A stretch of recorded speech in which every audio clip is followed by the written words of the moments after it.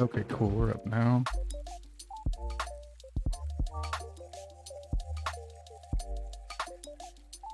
And yeah, so we got a lot of stuff planned for today. It's not a lot to talk about. It's just a lot of small different things. We got a couple of COVID stories. The one story on the Judge Ketanji Brown Jackson, Supreme Court nominee. One thing from one of the interviews that I thought was pretty interesting and relevant to our anarcho-libertarianism. We have some plans for gun control executive order from Biden's cabinet, or from Biden, and a funny thing on Twitter that I saw in response to that. Oh yeah, one of the people from January 6th getting acquitted, and then 2 or 3 people from the Gretchen Witmer kidnapping plot being found not guilty, and then one or two of them was a hung jury. What else we got? And I think that's... Oh, and a little bit of stuff about Ukraine and like the news, like misinformation, propaganda, lies coming out of the mainstream media regarding some of that stuff, or at least the very sketchy reporting.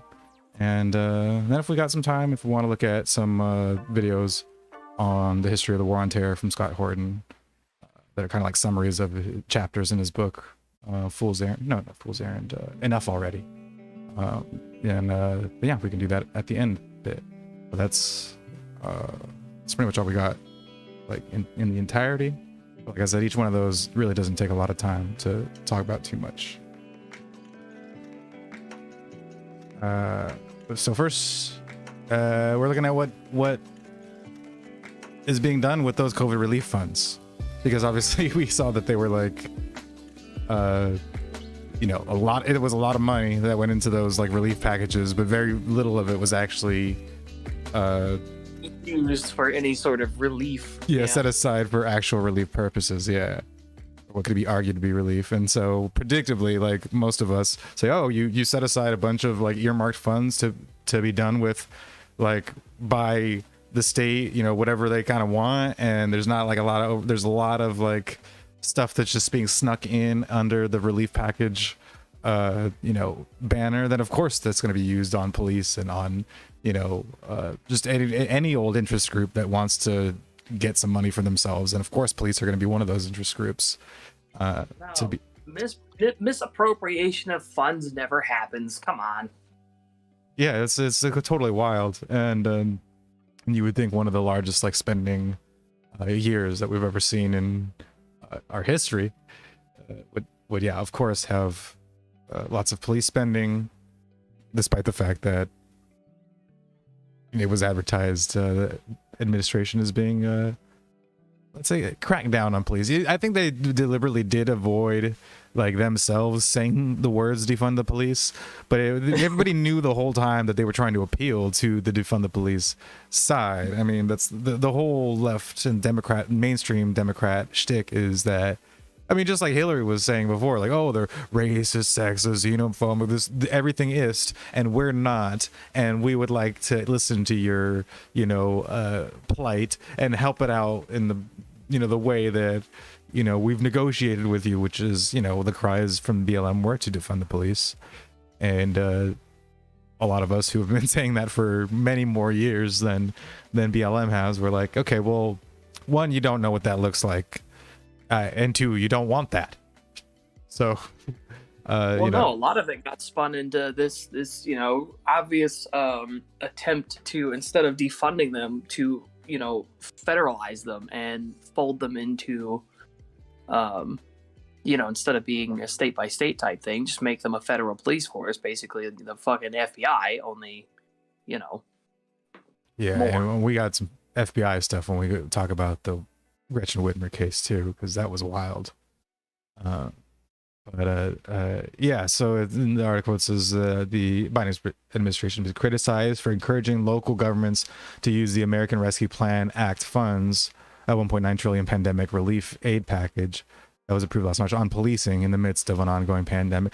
And Jesus, 1.9 trillion. Like, I know I've seen that before, but like 1.9 trillion used to be like our yearly spending, like budget, like in its entirety. And then it got to be that was like our deficit, you know, for the year. And now it's just like one spending plan amongst all of the spending that we like. That's not even counted amongst the main spending that we've done in our budget, which is fucking nuts. Still, it's like it's one of those numbers that like you can say it, but it's hard to wrap your head around. Yeah, and that's a lot of fucking money. And the thing that people need to realize is that the fucking money wasn't here before. Like, you know, it's not just like they gathered the money from people, or, you know, it's not real. That's why the whole tax the rich thing seems to be, to me, to be so laughable, because you're talking about billionaires who, like, how many billionaires are there in the fucking country? Like 50 or 100, I don't know, but there's not 1,000 billionaires, right? Like, there's not 1,000 billionaires, and the most some of them have is like something like, what, 70 billion? Or I don't know what like the richest dudes now. It could be way more than 70. And that's you're not talking about like their net worth. You're talking about like their actual. Or let's see, Jeff. Let's just say, just do the most, you know, like charitable. We can even do net worth. So okay, 180 billion. Last time I paid attention, it was like 80 some odd billion with Bill Gates, but that was many years ago. But even 180 billion, and you got like, how many billionaires you got? How many billionaires in the U.S.? 704. Okay, so with all of these fucking people, and most of them are way less than 177 billion. And if you add them all up together, you got like what, like a couple of trillion, right? And that's like one of these spending, you know, spending packages. Right? Yeah, and then you've completely bankrupted all those billionaires. Like, let's say, you know, you've done that. You've taken away not their whole net worth, not even just income wise, but you completely drained them all of the net worth. Well, that is the investment into their businesses, right? So you've liquidated Amazon, you've liquidated, you know, a lot of these fucking companies, basically putting a lot of people out of a job, putting a lot of people out of services. You've accomplished all that, and you paid for, you know, a couple of spending packages. And that's really like the, you know, of course, so it can't come from taxation is basically the long story, or, you know, made short. No. is that literally there's not enough, even if you're to liquidate the entire net worth of all these billionaires, there is not enough to pay for all of these things, especially when they want to expand it to like Medicare for all or universal health care, and then universal fucking college, and divorce all of these services from the cost that it takes to provide them. In terms of labor and investment, and then expect that the prices like are not to skyrocket. Like, prices are a reflection of a thing. You know, you can't just make it up and be like, well, now the price is zero, and that's going to have zero effect on how all of this is administered. That's just fucking, you know, fantasy. And so it comes from printing money. It comes from, you know, depreciation of our dollar's worth, and that's how they get out, you know, an emergency $1.9 trillion, and then they, you know, make the police, you know, more military grade, give them drones, all that shit, and even more armored vehicles. And Vice gets to write a story about like, how could this fucking happen? What? It's just they're just doing it all of a sudden. Where did it come from? You don't know. Must be a mystery. And I mean, I know that like there's not this part that actually scratches their head. I'm sure that they're very cop critical, like, overall, but it's just like, you know, we talk to people in the community, the things that they say keep them safe are housing, food, and water security, and also having pathways to resolving conflicts that rely on criminalization or the carcel state.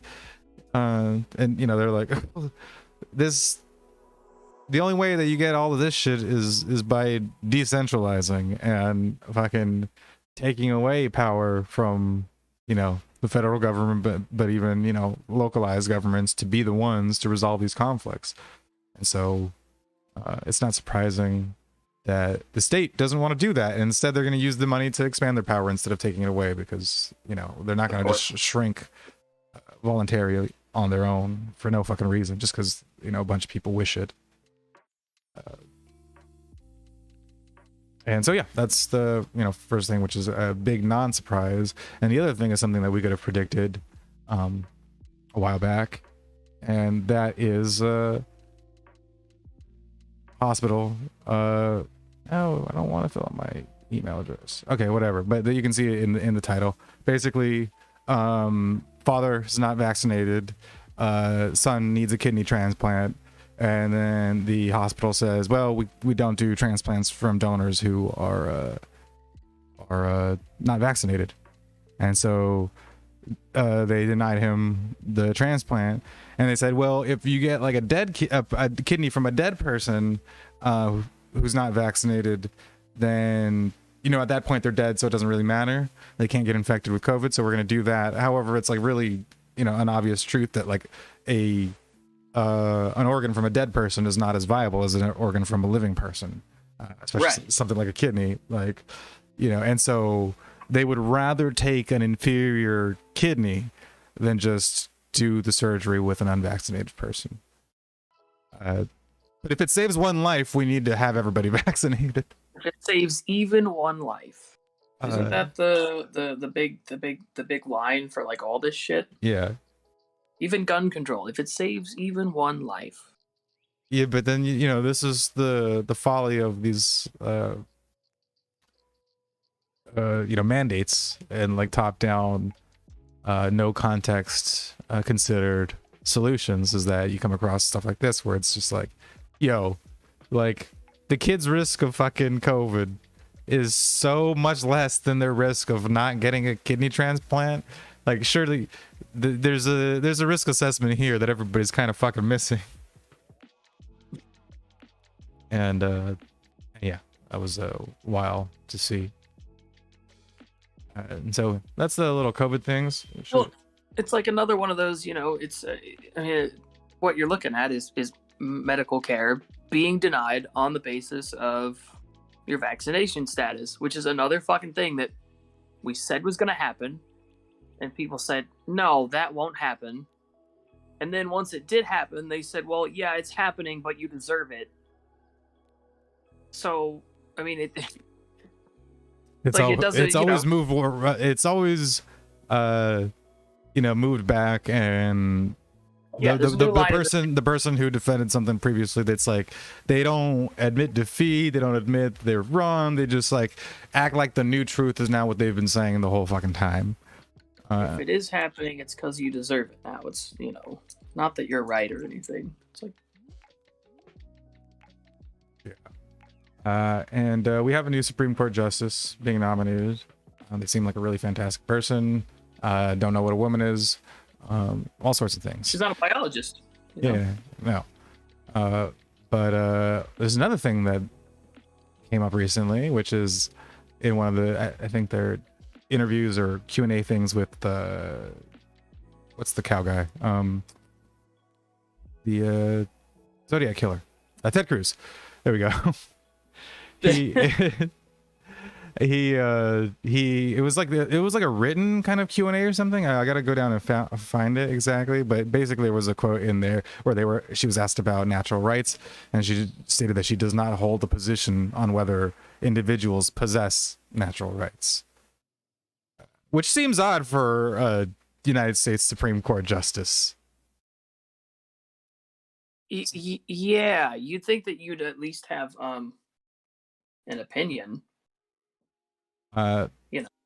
Yeah, and well, you know, it being part of the Declaration of Independence, I mean, yes, technically you're the other two uphold the Constitution, sure, and natural rights doesn't like come in there, but you know, the writings on the founding fathers and their motivations, you know, it's not like just the Constitution is the only thing that's it's the whole concept is like paramount to why they wanted to form a nation and be independent from another nation that did not recognize their natural rights. And so for a Supreme Court justice who's supposed to be enforcing the law of the land to just be like, I don't really have a position either way, you know, I could take him or leave him. It seems fucking absurd. All the funny part was that she was asked, like, so the question was, explain in your own words the theory prevalent among members of the founding fathers generation that humans possess natural rights. And right. And then she says back, the theory that humans possess inherent or inalienable rights is reflected in the Declaration, which states, we hold these truths to be self-evident, that all men are created equal, endowed with their creator with certain inalienable rights, among these life, liberty, and happiness. But so the question was, explain in your own words the theory of the founding fathers about natural rights. And she goes, the theory is in the Declaration of Independence, and this is what the Declaration of Independence says. She doesn't say a fucking thing in her own words about the theory at all. And so it's just like, yo, this is like high school level essay prompts that you just tanked. Like, it's a fucking disaster. Like, and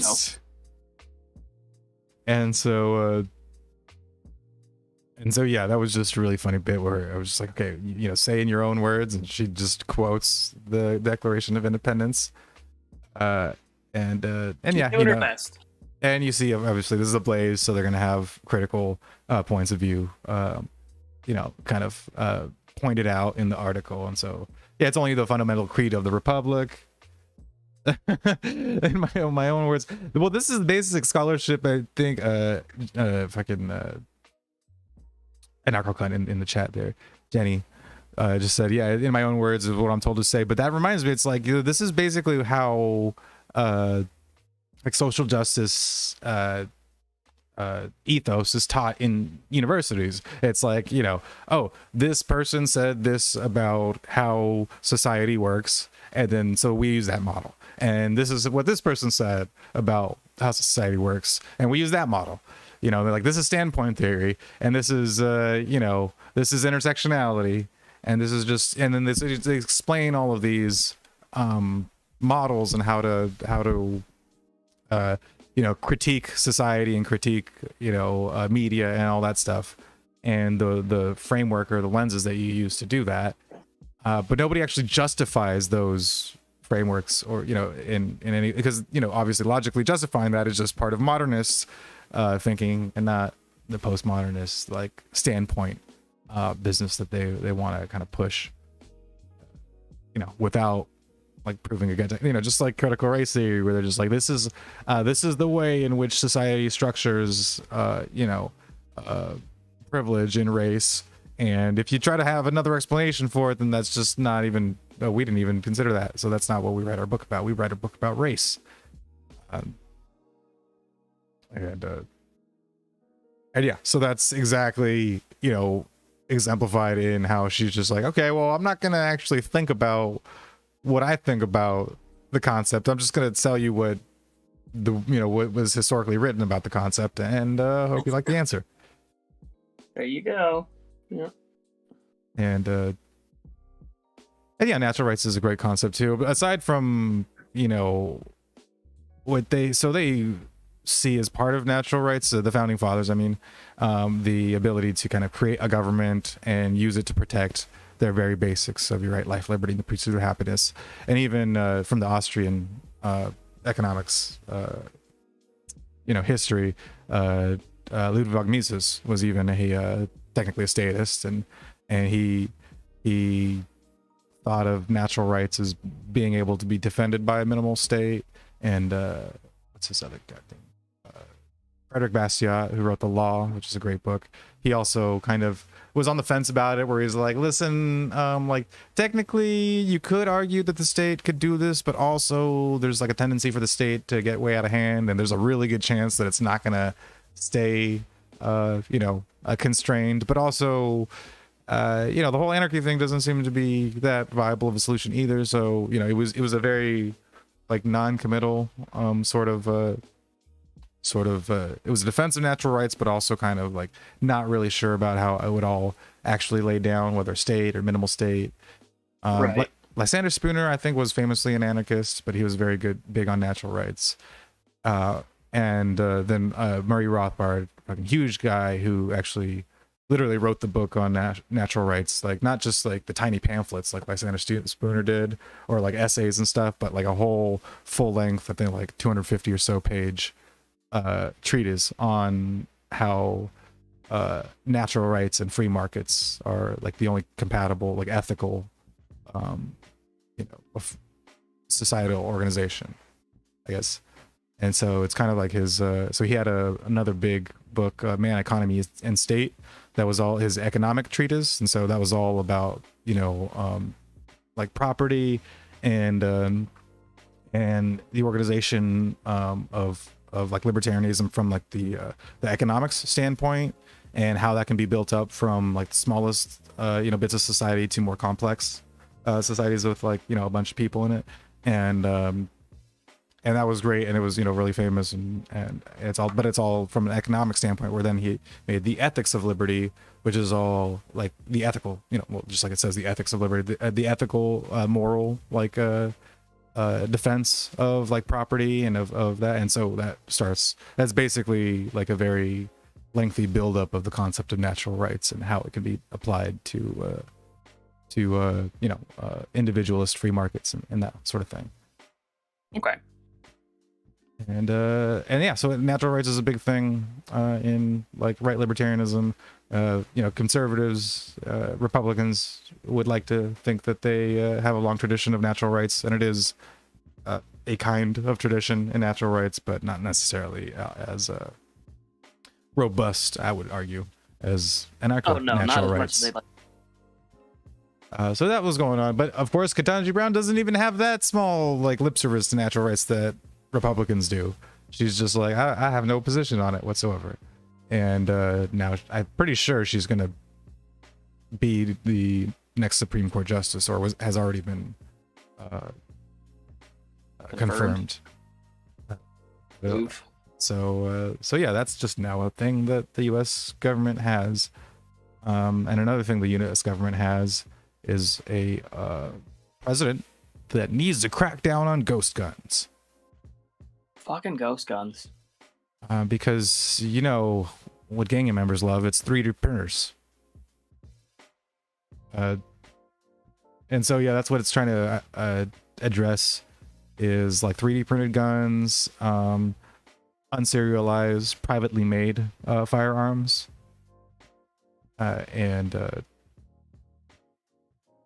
what was it? The whole, basically like criticizing the whole like splitting of the frame, and what people have been doing to get around the laws, where they used to be that like I think like one, like the upper needed to have a serial number on it. I don't know. I don't own guns, but I know that they try to fuck with them in terms of like what needed to have a serial number stamped on it, and people try to get around it by splitting it up. 80% lower. Yeah. You can buy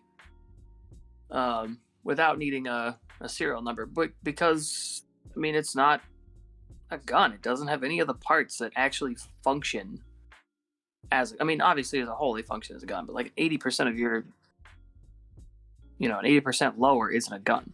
Yeah, well, there's no mechanism to fire around. So that's what guns do, is they fire rounds. Like that. There's no barrel. It can't fire around, so it's not a gun. But they argue that it should be treated as one simply because you can buy an 80% lower and then get the rest of the parts without, having it serialized. I was like, I mean, I think that's a win. There should be more unserialized weapons. People should be able to print a fucking bazooka if they want. I don't care.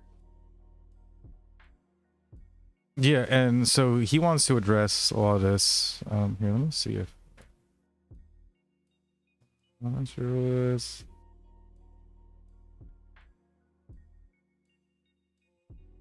And oh yeah, and then obviously the buy, build, shoot kits, which I basically the lowers, I imagine, that you can assemble, and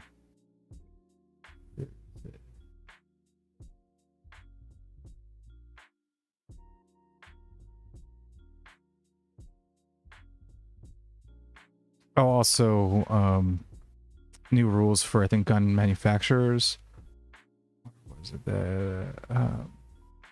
Yeah, they're still trying to push that people will be able to sue gun manufacturers for crimes committed with weapons.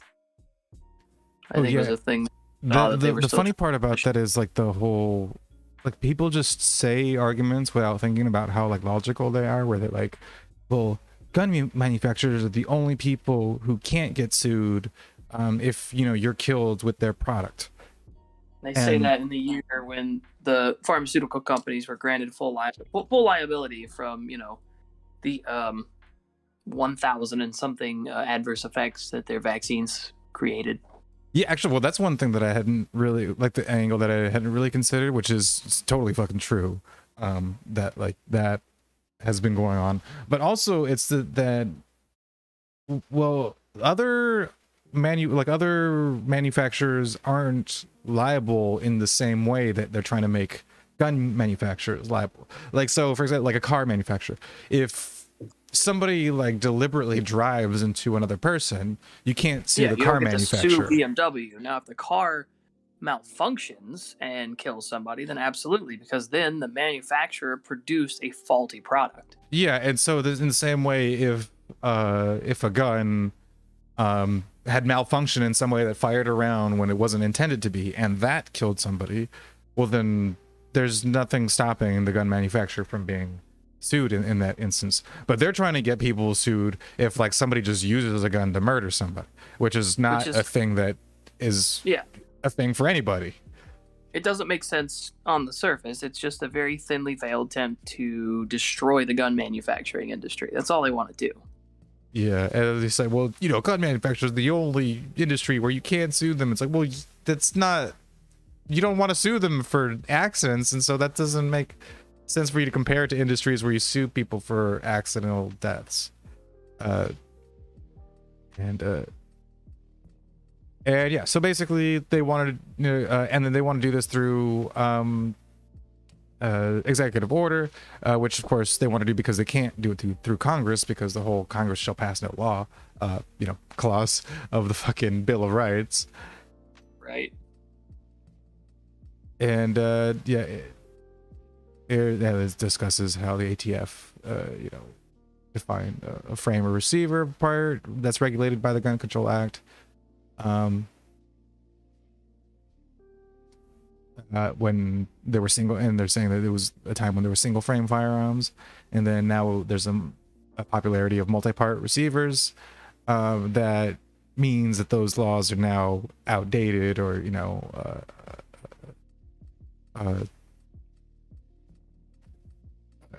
unable to be regulated by those regulations.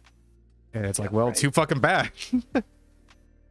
Oh no. Anyway. And this is the second rule, requires federally licensed firearm dealers to retain key records until they shut down their business or licensed activity. At the time, these dealers must transfer the records to the ATF, just they currently required to do at the end of licensed activity. Previously, these dealers were permitted to destroy most records after 20 years. And so they don't want that to happen anymore. So they're like, no, you got to keep them until you're closing your shop, and then give it over to us. Bullshit. They're basically just trying to backdoor. So they're trying to simultaneously, destroy the gun manufacturing industry, because it is going to drive a lot of them out of business. It's going to drive firearms dealers out of business. And then they're going to try to backdoor in a registry by then collecting their records when they shut down. Yeah, and it's not exactly that's going to help the vast majority of gun crime that's done with illegal guns.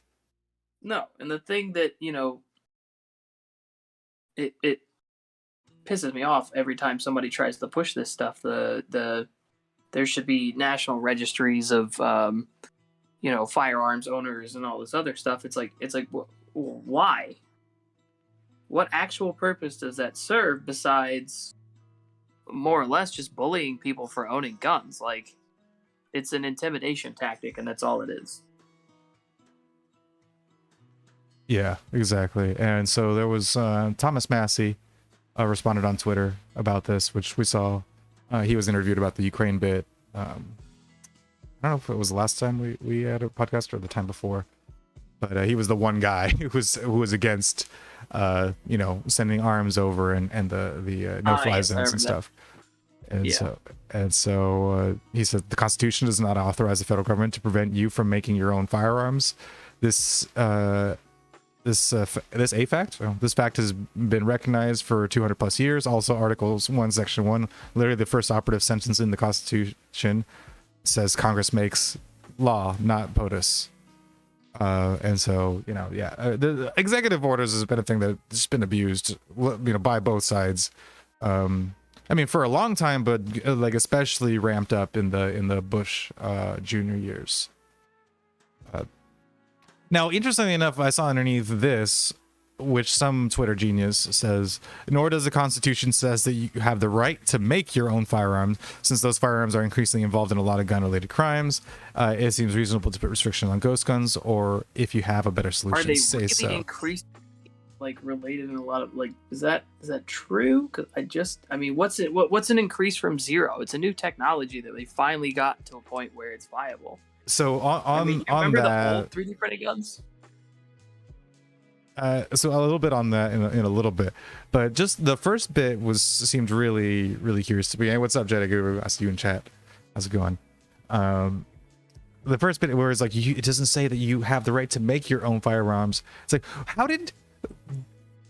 what do they think was done to have firearms, like back in the times of the Constitution? Like, sure, not everybody individually made their own firearms, but it wasn't like there was like an arms industry the way that it is nowadays. Like there were smiths and people who specialized in the makings of guns, but it wasn't this licensed conglomerate industry that was just limited to like a select few people who had the right to do that, and everybody else didn't have the right to do that. It's like, basically, if you learned how to fucking do it, then you could do it. Just like making any kind of weapons is like, well, if you were in the tradition of making the certain thing, then you knew how to make the thing, and then you just did it, and then you sold it to other people, and that was how things got done. So they made some wild shit back in the day. Yeah, they're just like, what if we strapped like 17 of these motherfuckers together and put them in a circle, and what if it had 30 barrels? Yeah, wheeled it around. Of course, the one thing that we point out too is like, they had warships with cannons. Yes, exactly, yeah. Jedi. People could own cannons. They would have warships with outfitted with cannons that could level, a town and shit if they really wanted to.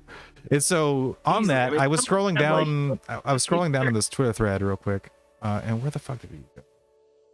Here it is. I saw this one, and at first I just read it, and I said, okay, false. While violent crime reported to police rose 5% in 2020, you can't blame an increase on guns because gun crime actually fell by 27%.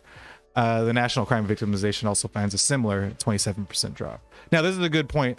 There's the first is the Bureau of Justice Statistics. So that's like federally reported crimes that like are in the system. And then the National Crime Victimization Survey is just a national survey that's sent out to people and asks if they've been victimized by a crime. Whatever crime. The only thing that the National Crime Victimization Survey doesn't measure is murders, because obviously people can't report that they were murdered because they're murdered. But all other crimes they ask about, have you been robbed? Have you had this happen to you? And it's like a nationally representative sample. And so if people want to make the case that like, arrest records or like, criminal records, from arrests and convictions and all that are biased because of, racism or whatever, then the victimization survey is like, another way that it's like, okay, well, the victims aren't, racist against their own victimization of the crime. They're just reporting what happened to them. So if the same trend is mirrored in the victimization survey, then it's usually a pretty good sign that it's true and that it's a real trend. Right. And so I was like, oh, this is a really smart thing for this guy to post and stuff. And then I read the name. I was like, John R. Lott Jr. I'm like, holy shit, I fucking know that name. He's like a fucking anti-gun control researcher. Like he's literally written books on gun crime, including one called More Guns, Less Crime.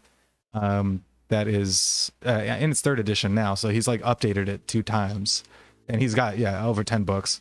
And so he's literally like fucking one of the most educated people on gun crime trends. that you could find, and he like randomly responded to this fucking guy who was like just spouting some random bullshit on a Thomas Massey tweet. It was just like a funny sequence of events where like I read his tweet first and I was like, that's a really great point, guy on Twitter, John Arlott Jr. I'm like, holy shit, yeah, I know that name. I've read articles that he's written before. I've read excerpts from his books, but I can't say I've read his books, any of them, like start to finish. But yeah, he's like written a bunch of articles on different like aspects of like gun control, like crime trends, especially like in places that pass like concealed carry laws, and then like their crime trends after the fact, and that a lot of the times it's like lowered, when you give people a chance to carry out in public, then people get victimized less from crime, and that's a great thing. And he's done a lot of research in that field, and yeah, other gun control things. So it's just funny that he randomly popped up on Twitter, just fucking slapping down this dude. That's funny. Where's he? Oh yeah, and that was the link of what he actually talked about.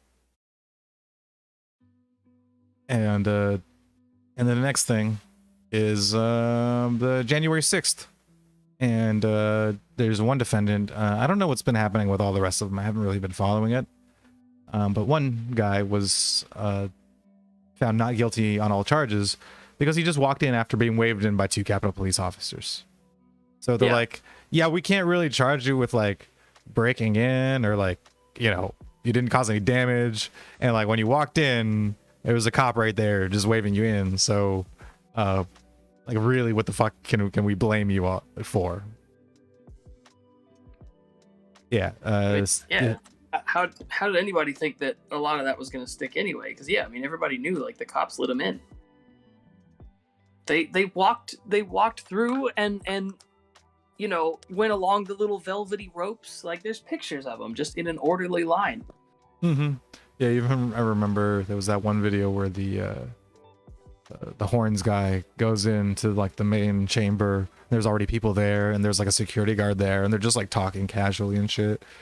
And and like the security guard's like, hey, can you guys like move along and stuff? And they're like, yeah, we will, man, but just like let me just chill out and relax a second. They sit down and just talk for a bit.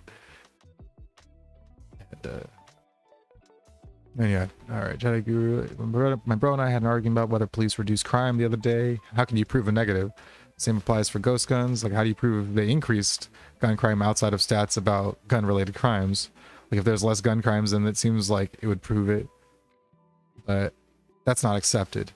Well, if there's less gun crime but more proliferation of ghost guns, and they're claiming that there's a huge ghost gun problem while crime is being reduced, then gun crime specifically is being reduced. Even when other crime is increasing. So that was a good thing that John Lott pointed out too, was that the violent crime reported to police rose. So if both violent crime reported and gun crimes both went down, then you could make the argument that the gun crime reduction was just part of a larger trend that was happening, and that would have happened to all forms of crime, and did happen to all forms of crime. But the fact that there were forms of violent crime that were on the rise, but it wasn't coupled by a rise in, it was coupled by a falling of a dramatic falling in gun crime, then you can't really argue that like ghost gun proliferation matters. And so yeah, turn off Steam, fucker. There we go. And yeah. But yeah, January 6th, I did that, and yeah, I mean, a lot of that was a lot of big non-story. Like, I remember we were pretty happy about it just because it was really funny on the day. But it's the pictures of all these fucking politicians like cowering under desks, under tables and shit. I'm like, these people aren't even fucking armed. Like, it's a bunch of old people. Yeah, it was really funny. But then, like, it was, nobody believed that they were like gonna overthrow an election or change anybody in power. It was just, you know what, like, fuck you guys, we're gonna take a walk through this shit. And to think that they were like being charged with these like domestic terrorism charges, and that's being called shit like an insurrection. Like, it makes me fucking roll my eyes like out the fuck of my head when I hear that shit being called an insurrection. I'm just like, you guys have absolutely nothing better to do with your time than just wring the smallest bit of controversy out of the smallest thing to happen. And the other kind of really interesting acquittal, or not guilty, verdict was the two men in two out of the four men in the Gretchen Witmer kidnapping case. And did you hear much about this? I heard a little bit about it. I know that it was at first speculated that it was like an FBI entrapment type deal, and then like the more that came out, the more obvious it became that that's exactly what it was. Oh yeah, no, exactly.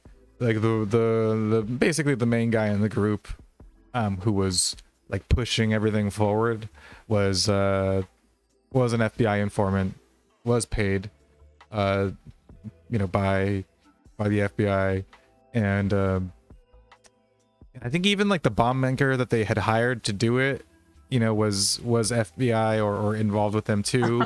And so it was like, Jesus. And so the fact that these guys were arrested and like charged with like posing a danger to Gretchen Witmer in the first place, it's like, well, no, because like it was followed the entire time. Like the only way anybody would have been in danger was if the FBI just allowed it to happen, which I guess would not allowed it to happen, right? Which isn't beyond the realm of possibility, because I know that we've like had several terror plots that were just sort of allowed to happen with foreknowledge from the FBI, or at least like people being reported. Like who was the one shooter? Was it Dylan Roof? I want to say was reported to the FBI beforehand. The Pulse nightclub shooter, I'm pretty sure, was also reported to the FBI beforehand. Yeah, quite a few of them. I know one of them was like actually investigated. Like they went to his house, they talked to him, they talked to his family, and then they left. And then he committed a mass shooting. Yeah, exactly. And so they could have allowed it to happen even in this case, but no, there was no, because the only people that even really wanted it to happen like fully fledged was, again, like the FBI informant himself, who just wanted to sort of make everything look good for his FBI handlers. And now this more supposedly a neutral news story, of course, just kind of notes that this was the argument from the defense. Where was it?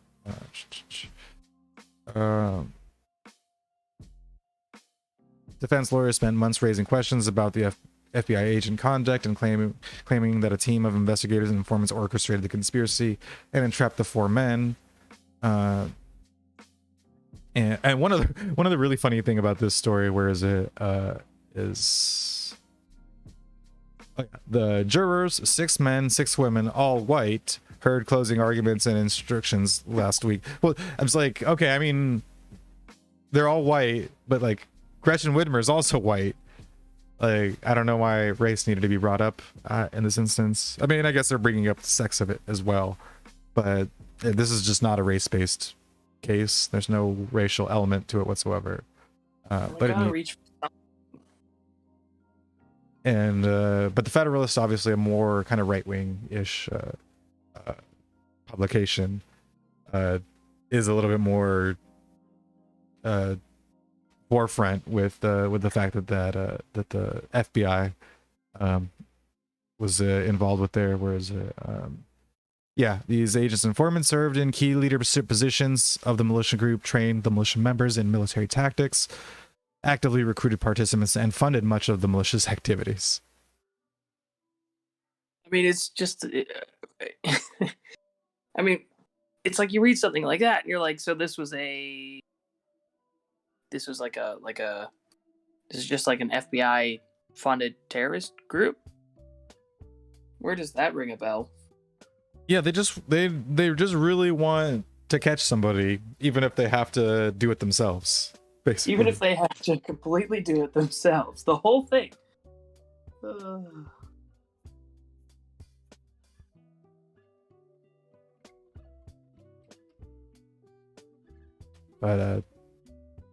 But yeah, so that was a recent development. And so now it was, found in court that these two guys get off because there wasn't enough evidence to prove that they actually, were involved to a nefarious degree or whatever, And so that was the latest development for those guys. And then finally we have Ukraine. And some more coming out. It's not really a lot of updates. I have been seeing a lot of stories about casualties of their airstrikes and all that business, and like, there's civilians being killed, and Russia's just doing some horrible things, and a lot of it might maybe perfectly fucking true, but there's stories like this which just I don't know, make me doubt things and kind of take things with a grain of salt until we can figure out when the smoke clears and we can figure out exactly what's going on. And we did cover a little bit of this last 2 weeks ago when we talked about the Mariupol airstrike and the fact that a lot of civilians in the area were saying that there was a lot of Azov people doing some shady shit. And so this is another witness testimony about the event. And one thing is that they were like, this is there wasn't even like an airstrike, right? It wasn't like bombs coming down from the sky. There was a couple of explosions that we heard, but not like being rained down from above. Меня зовут Марианна Вишемирская. Я до войны жила в Донецке военном, в Макеевке вернее. Вот. Потом я познакомилась со своим мужем, и мы решили как бы вместе жить, пожениться. Вот. И я, собственно, так попала в Мариуполь в 2020 году, перед самым карантином, как закрылись границы на карантин. Ну, вообще, большинство думали, что ничего как бы особо страшного, будет что-то, но что мы это все переживем. Вот. Но в итоге, когда начали масштабы нарастать, то, конечно, уже люди начали паниковать, уже выехать невозможно, не выпускали. Друг мужа, у него жена пыталась выехать, и она под Запорожьем взорвалась на мине. 2 марта отключили воду, отключили электричество, полностью обесточили. Был газ еще пару дней, наверное, не знаю. И в итоге потом и газ пропал, ничего совершенно нет. 6 числа мы уже решили, что нужно идти, потому что у меня уже, вот-вот, я на сносях. И мы пришли в роддом, и нас приняли, нам не отказали. Мы пришли в 3-й роддом, поскольку больше идти было некуда. 2-й не принимает, а 1-й роддом, это было самое современное у них оборудование. Сперва им пришли, сказал персонал, что их здесь никто как бы не держит, можете домой, кому надо идти. А потом чуть позже пришли и сказали, что их не то чтобы не держат, им нужно выселяться. Но они мотивировали это тем, что сейчас зайдут сюда военные, им нужно здесь обосноваться, поскольку здесь солнечные батареи есть. Переселили рожениц в другую оставшийся единственный роддом. У них только маленький генератор, который работает исключительно на ИВЛ аппараты детям. Ребята, которые мужья роженицы беременных, они оставались в подвале жить. А на улице была полевая кухня, которая обоснована была этими же парнями. Они из домов люди выносили, что могли дать нам, им для того, чтобы они готовили. Там был чайник у них, был такой как бочонок металлический, в котором они кипяток грели там и прочее. Военные ничем не помогали. Военные пришли однажды и спросили, дайте еды. Вот. А им говорят, а какой же еды? Это все для беременных. Вот. Они говорят, мы 5 дней ничего не ели. Вот. И они забрали нашу еду, которую они говорят, приготовите еще. Когда произошел взрыв, все было спокойно, это было 9 марта, никаких выстрелов не было, мы спокойно спали ночью. Вот. И потом 9 марта мы сидели, обсуждали пакунок малюка, что там внутри, и мы услышали, как прогремел снаряд Потом, ну, я лично накинула на себя одеяло инстинктивно, вот, и услышали второй снаряд. Мне частично попали стекла, немножечко рассекли нос под губой и вверху. Но это было незначительно, то есть вверху было более рассечено, и оно текло как бы на глаза, вот, на щеку. Уже второй взрыв прогремел, мы вышли, нас эвакуировали в подвал. Мы потом начали обсуждать, был ли авианалет. Сказали, что авианалета не было, то есть подтвердилось наше мнение, что мы не слышали, они тоже не слышали, они сказали, что это прилетел снаряд. После того, как прозвучали эти два взрыва, тоже не было больше никаких взрывов. А мы посидели буквально там 5-10 минут, продолжение не последовало, пришли военные, сказали, что готовы эвакуировать. Я выходила последняя, потому что мне сказали, ничего зашивать не нужно, у тебя сейчас чуть-чуть пройдет кровь, не глубоко, и перестанет. Я стояла 15 минут и рассматривала территорию вокруг, ну, как бы одним глазом, рассматривала это так сказано, и посмотрела на окна. Вот. А потом я поворачиваюсь, смотрю, стоит военный в каске. And so, like, keep in mind, this is an event that was, like, you know, reported as an airstrike by the news and stuff. And so it's just like the type of, you know, when on the ground reporting like this, it's, you know, like when you look at how the main report got it so fucking wrong compared to what people say from the region and on the ground, you know, every time some new tragedy comes out now, I'm just like, well, you know, it sounds fucking horrible. You know, it sounds terrible, but how the fuck can I know that that's even real? You know, because it happened across the fucking globe, and you know, it's not like there's fair reporting in Ukraine or in Russia. You know, it's not like Russia's not fucking cracking down on you know, opposition newspapers there too. I know I've seen stories of them doing that as well. But yeah, it's like, well, how the fuck can we, you know, even know about, you know, about any of this? Yeah, you can't trust any of it. And let's see here. Actually, she's talking about an associate press reporter. Я его рассматривала, потом у него что-то в руках и такое пушистое, я поняла, что он снимает. Я его попросила, чтобы он меня не снимал, потому что, ну, как бы мне сейчас не до этого, я не хочу нигде светиться. Ну, зачем оно мне надо? Это как бы не время.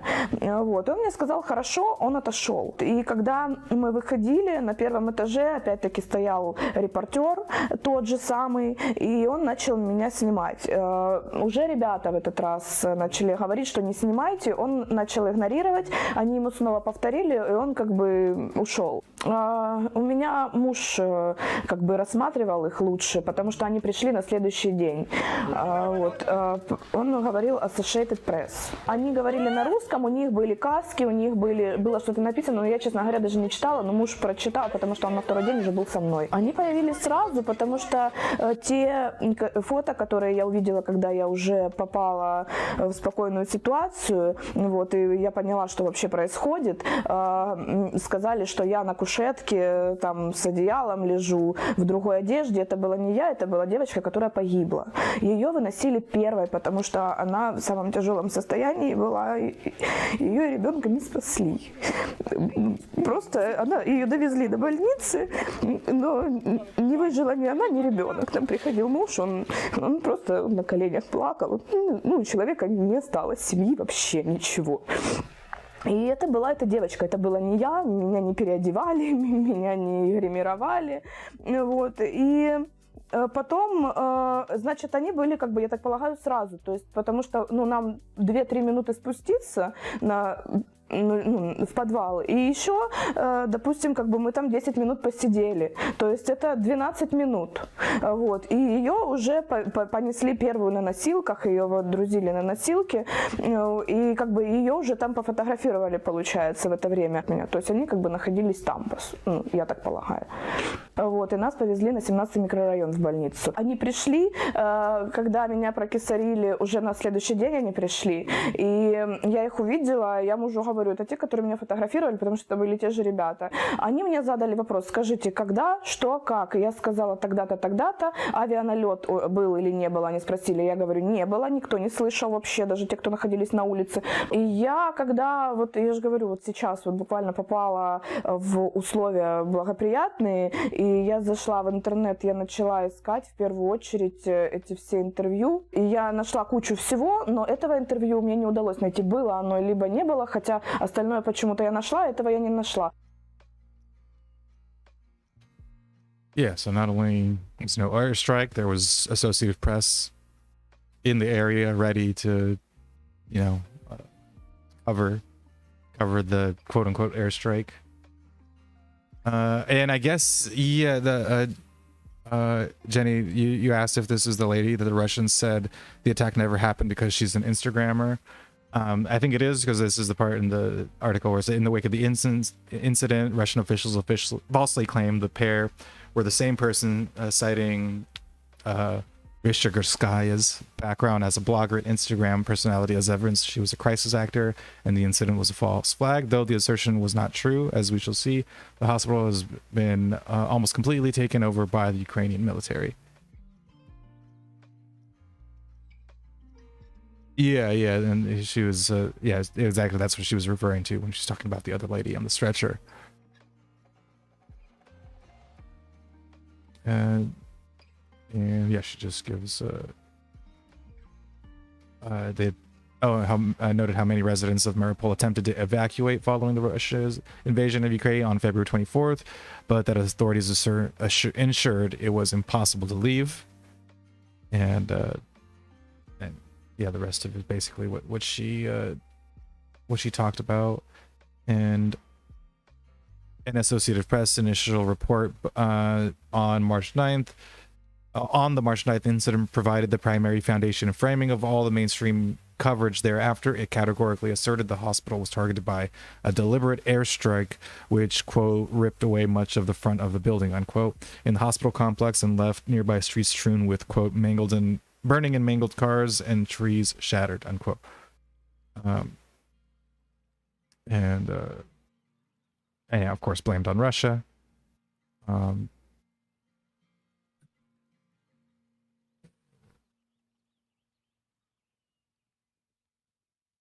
What else is on? Apparently they also had a lot of embedding with the Azov battalion. Of course. Of course they did. I'm not shocked. Yeah. Where is it? In a lengthy multimedia presentation on the coup and resultant war in the Donbass featured on his personal website, Maloletka claims to be, quote, indifferent to the situation in my country, unquote. However, his affinities are abundantly clear. He frames the US-backed regime change operation as a courageous fight against, quote unquote, corruption and social injustice, while making no reference to both the Maidan protesters and their leadership being riddled with neo-Nazis.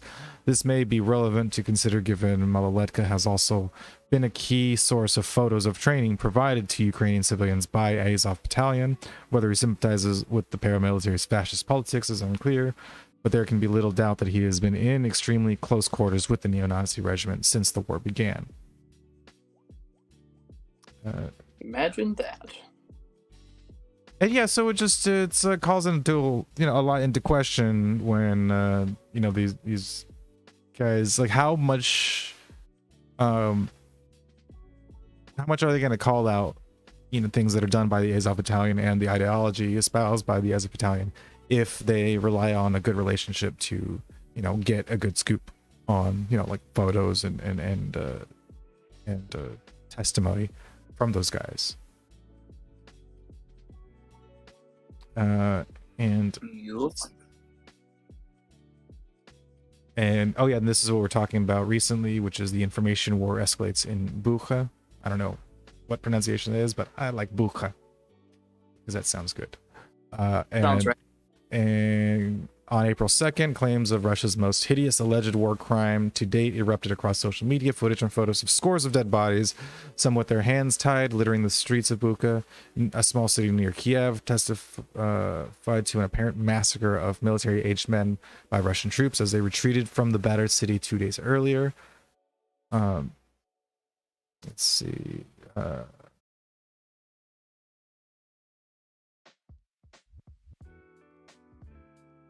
And so apparently this is coming to light on April 2nd, but the on the ground reporting of the Russian withdrawal a couple days earlier didn't make mention of any of these massacres. Right, let's see here. Within hours of Russia's withdrawal from Bucha on March 31st, its mayor announced that his city had been liberated from quote-unquote Russian orcs, employing a dehumanizing term widely used by the Azov battalion. An accompanying article noted the Russians had mined civilian buildings and infrastructure, but no mention was made of any mass killings of local citizens, let alone scores of corpses left in the street, which one might reasonably expect to be the top of any news outlet's agenda when reporting on the event. Yeah. You would think that would be the first thing that they would say something about.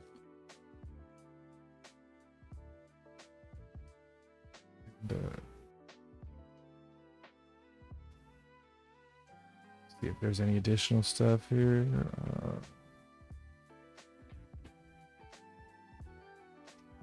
Let's see. National Police of Ukraine announced that day that they were cleaning the territory from the assistance of Russian troops, and published a video showing no corpses in the street of Bucha and Ukrainian forces in full control of the city. Clip that of the reported cleanup operation published by Sergei Korotkik, a notorious neo-Nazi Azov member, shows one member of his unit asking if another if he can shoot quote guys without blue armbands, end quote, referring to those without the marking worn by Ukrainian military forces. The militant stridently responds, "Fuck yeah," and the video has since been deleted. Let's see here.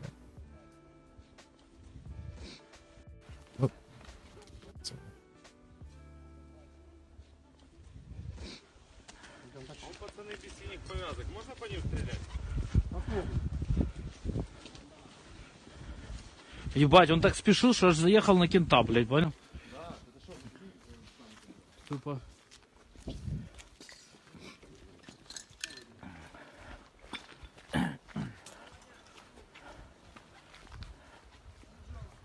So yeah, this is after the city was, after the Russians retreated away, but before the whole reports of bodies littering the streets, and these guys being open about the fact that they're doing a cleanup project, which we all know cleansing is a very innocent and non-violent process for nationalists. Cleansing. Oh man.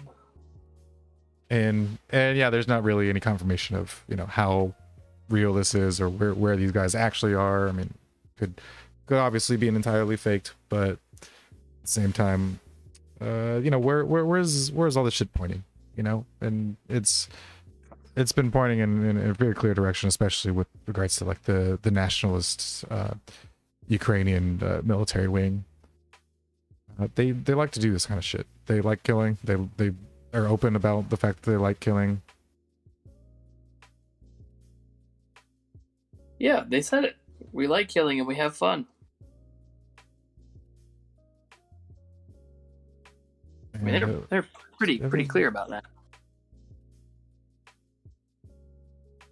Yeah, but there's evidence of atrocities committed by Ukrainian troops against civilians and captured Russians, including shooting the helpless Russian POWs in their knees, and other heinous forms of torture, has come to light for the first time. I actually didn't even click on. So let's see. That's violence sensitive content. So probably can't show it on YouTube. But yeah, there is torture being done by these people, tying them up. Also, yeah. But yeah, they can't be shown on Twitter. Likely can't show it on YouTube either. but maybe we'll do some posts about it on Tumblr where you can share whatever the fuck you want, unless somebody comes and reports you. Yeah, we have cool mystery patches about it. Exactly, Jenny. Like what that's that whole sun-looking thing on your on your chest there. Don't worry about it. What does that mean? Don't worry about it. And so that's the latest coming out. I recently, obviously, it was like about a week ago. Yeah, it was the second, so a little over a week ago when those reports started coming out about the Russian troops retreating and then finding bodies and all this stuff. And I was just like, well, I don't know how much I can buy that. I don't know how much I believe of that, because of all these different stories that have come out to be dubious or completely false. What was the one island with the heroic dudes? The Snakehead Island, yeah. It's the ghost of Kiev. Yeah. I love that somebody had tweeted the fucking photo with Sam Hyde in it. That was great. And so I'm moving on to Scott Horton. If you want to watch a couple of those videos on the past wars, but they really bring to light exactly how the American war machine of both parties is just finds it appropriate to basically manipulate governments to their liking. And people think it's so unbelievable or so crazy that we're so certain that the 2014 Maidan revolution was a US backed coup, and that a lot of the actions being conducted by Ukraine are enabled by the United States meddling. Like, this seems to be by the mainstream and a lot of center leftists to be this just like ridiculously anti-American sentiment born through Russia conspiracy, like propaganda, and I wouldn't blame you entirely for believing that if it weren't for the so well documented history of America's involvement in other countries and manipulating their leaders and using them for proxy wars and things. And so yeah, enough already. If you want to watch a couple of these videos, absolutely is some great primers, right? His whole book goes over everything in further detail, but he's literally got every single chapter from his book that go over the involvement. First, he just goes over from the administration point of view of from Carter, Reagan, Bush, Clinton, and then once we get into Bush Senior, then we have to start dealing with which country are we even at war with, because each administration is at war with the same and multiple countries. And so they're like, oh well, first Afghanistan, then Iran, then Iraq, then the Afghani-Pakistani war, in Somalia, Libya, Syria, and now what's going on further in Iraq, Yemen, and some closing thoughts on this. It's just the fact that there is such a variety in what needs to be covered in U.S. wars in the Middle East alone should be alarming. But yeah, first, at least the fucking the presidents of the 20th century at least had the decency to limit their wars to one region or one area at a time. I don't think that's entirely true either. But yeah, so we'll start off with Jimmy Carter years. Let me turn off the background music here. Cool. And yeah, check out some of that shit.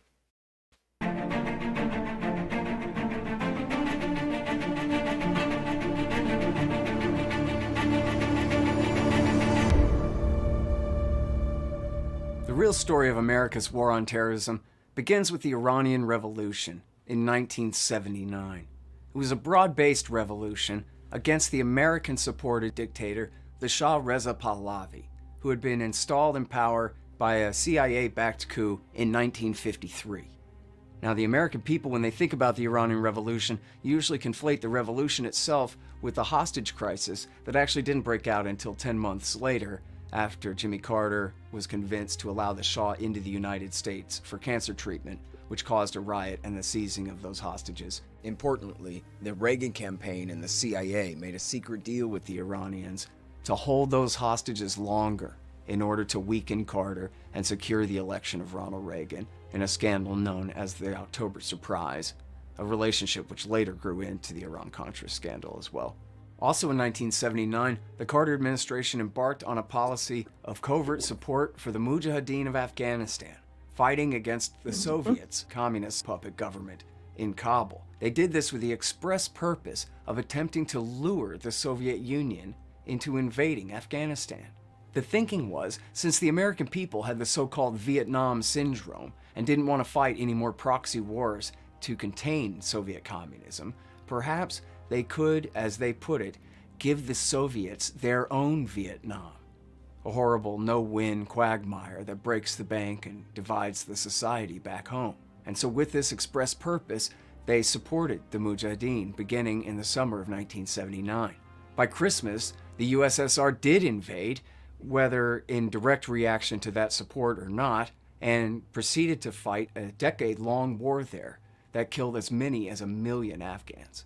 In response to the Soviet invasion of Afghanistan, Carter not only stepped up support for the Mujahideen, but announced the Carter Doctrine of American military supremacy in the Persian Gulf, under the supposed threat that the Soviets could invade Iran next and come to dominate Middle Eastern oil supplies. So the Carter administration announced that any attempt by any other power to dominate the Persian Gulf would be considered an attack on the United States itself.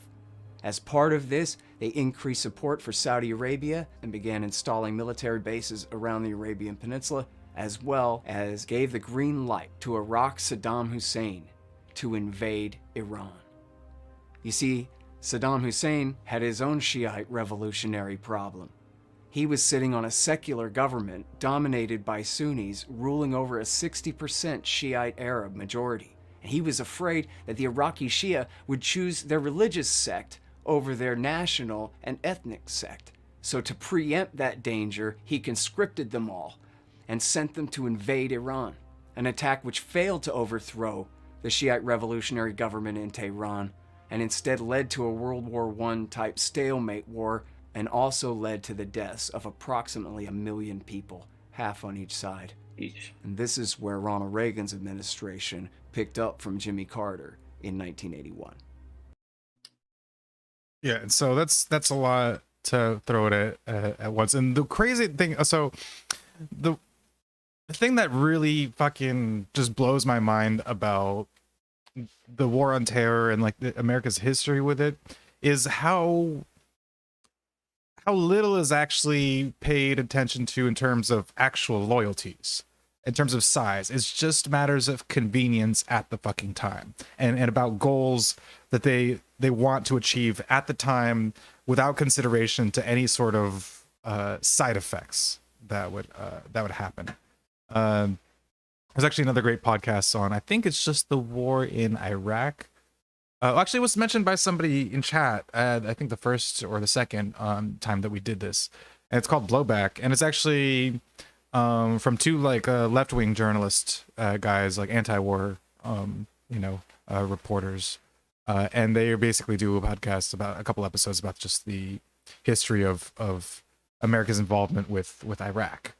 And the wild bit of, the Jimmy Carter sort of really... looking the other way when it comes to Saddam Hussein, and then we'll see in the Reagan years, where and Bush senior years, where Saddam is actively supported, in his endeavors because of his hostility. I think it was hostility with Iran and his ability to kind of keep everybody in the region in check in that regard. And then this is the guy that we had to fucking. Oh, the Kosovo shit is also wild because, again, all the motivations there are completely fucking just weird and backwards. And we say we're doing there to create peace, but, we avoid all the chances that come about to actually settle the dispute and create peace. It was, did you see the video of that one Irish lady from European Parliament or something like that? I forget. It was European Parliament or European Union meeting or something. And I'm not gonna pull it up right now, but she was an Irish lady and she's a socialist, but again, one of the anti-war left types, rather than like the neo-lib shitlib warmongers. And she's ranting, the whole time of like, oh, you're talking about peace and you're talking about, giving people weapons to create peace, and it's like never in the fucking history has like NATO. Oh, I think she's at NATO. A NATO meeting of some sort, and she's like, never in the history has fucking NATO giving people guns and arms been a vehicle for fucking peace. Like the way that you get rid of war is by using diplomacy and peaceful means, not more violent means. Like that doesn't make any fucking sense. And it's like, hey, you might be a commie, but at least you know the difference between fucking authoritarian warmongering and actual diplomacy. Yeah, well, Check out my people forget writings that at antiwar.com. My not that long ago, a lot of the left was, well, at least in theory, pretty authoritarian until everything flipped around. Now that they have the authority, that's all gone out the window. There's still some people. Yeah, I think at least from my experience, maybe it's just because it's when I started to become more politically aware, was during the tail end of the Bush years, and when we're trying to get Obama in and everything. It's that the whole of the mainstream left was fine with calling George W. Bush a war criminal and marching in the street calling him Hitler, and just basically being as critical of the wars. And they falsely would blame it on corporate influence as well, like, oh, it's a war over oil, which, I mean, yes, there was oil involved in there, but Claire Daly in the European Parliament, thank you, Jenny, yeah, she did a great job in that speech, basically just laying into these motherfuckers like in front of their faces. But what was I saying? That I just lost the train of thought that I had right before I read the comment.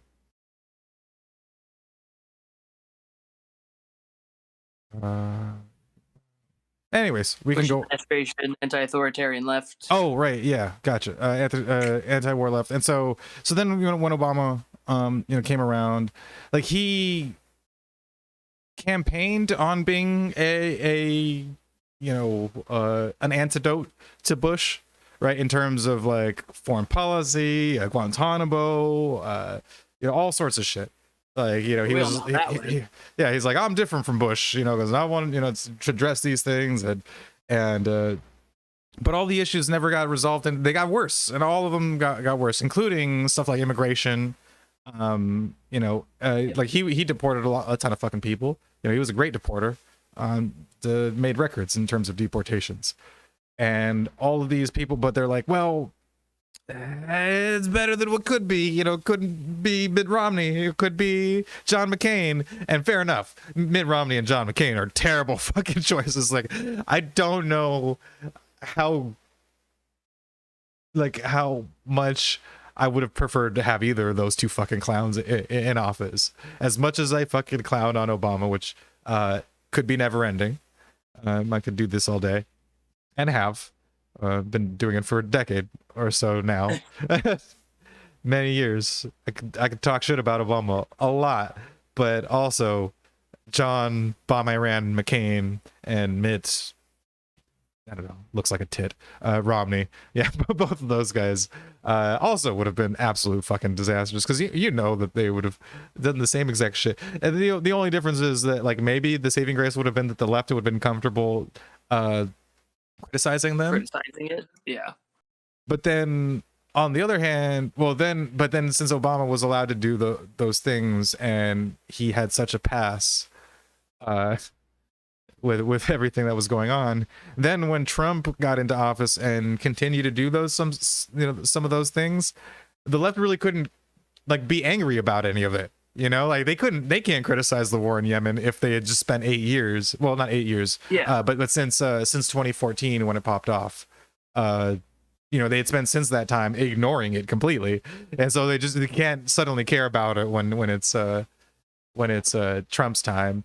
And like, some of the things that they tried to like memory hole under the fucking table, like the kids in cages, they want to be like, that's just a Trump thing, not Obama. But the wars, I guess they didn't have the balls to do, and so the entire anti-war left like movement went really underground to only like places like the Gray Zone, which is technically a left-wing publication, because I'm pretty sure Aaron Mate is like some sort of socialist or libertarian socialist or something like that. There's like the Chomsky fans type of deal, where they're consider themselves anarchists but like syndicalists and shit like that.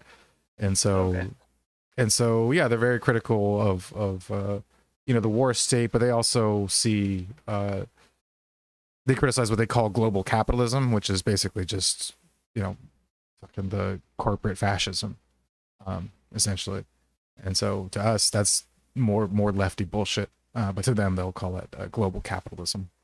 But anyways, the point is that they may be wrong and kind of off the base in terms of their economic critique of societies and stuff, but generally they know where it's at when it comes to a military sending bombs to places and troops to places that they clearly don't fucking need to be for anybody's good.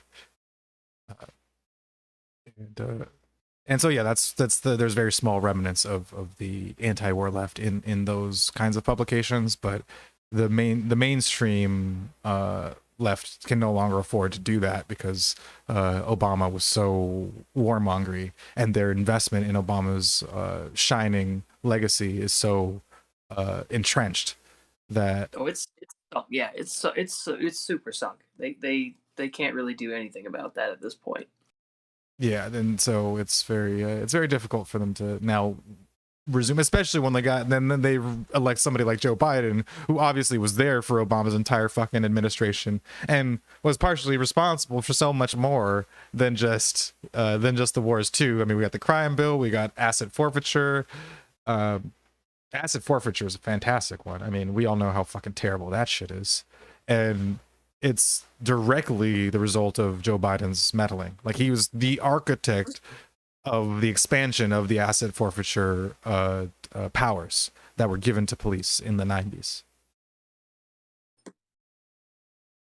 Before he got his fucking grubby little hands on asset forfeiture, it was really not a widely used like element of the law, and it was mainly used to take away assets from organized crime members, mobsters, and whatnot. And so he was the one who really had the idea to apply it to just general crime, and especially drug crime.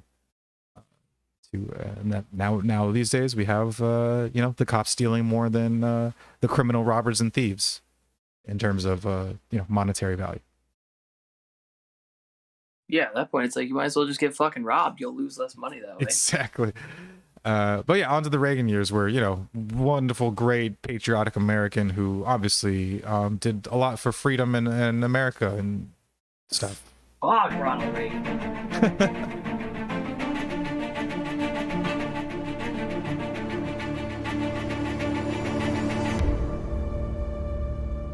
The Reagan-Bush government picked up right where the Carter administration had left off, in Afghanistan and in Iraq. In Afghanistan, they launched Operation Cyclone under the CIA, where, working with the Saudis and the Pakistanis, they not only armed the Afghan Mujahideen, they also supported the rise of what was called the Arab Afghan Army, where they recruited extremists from around the Middle East, and in fact the entire Muslim world, to travel to Afghanistan to assist the local Mujahideen in their fight against the communists.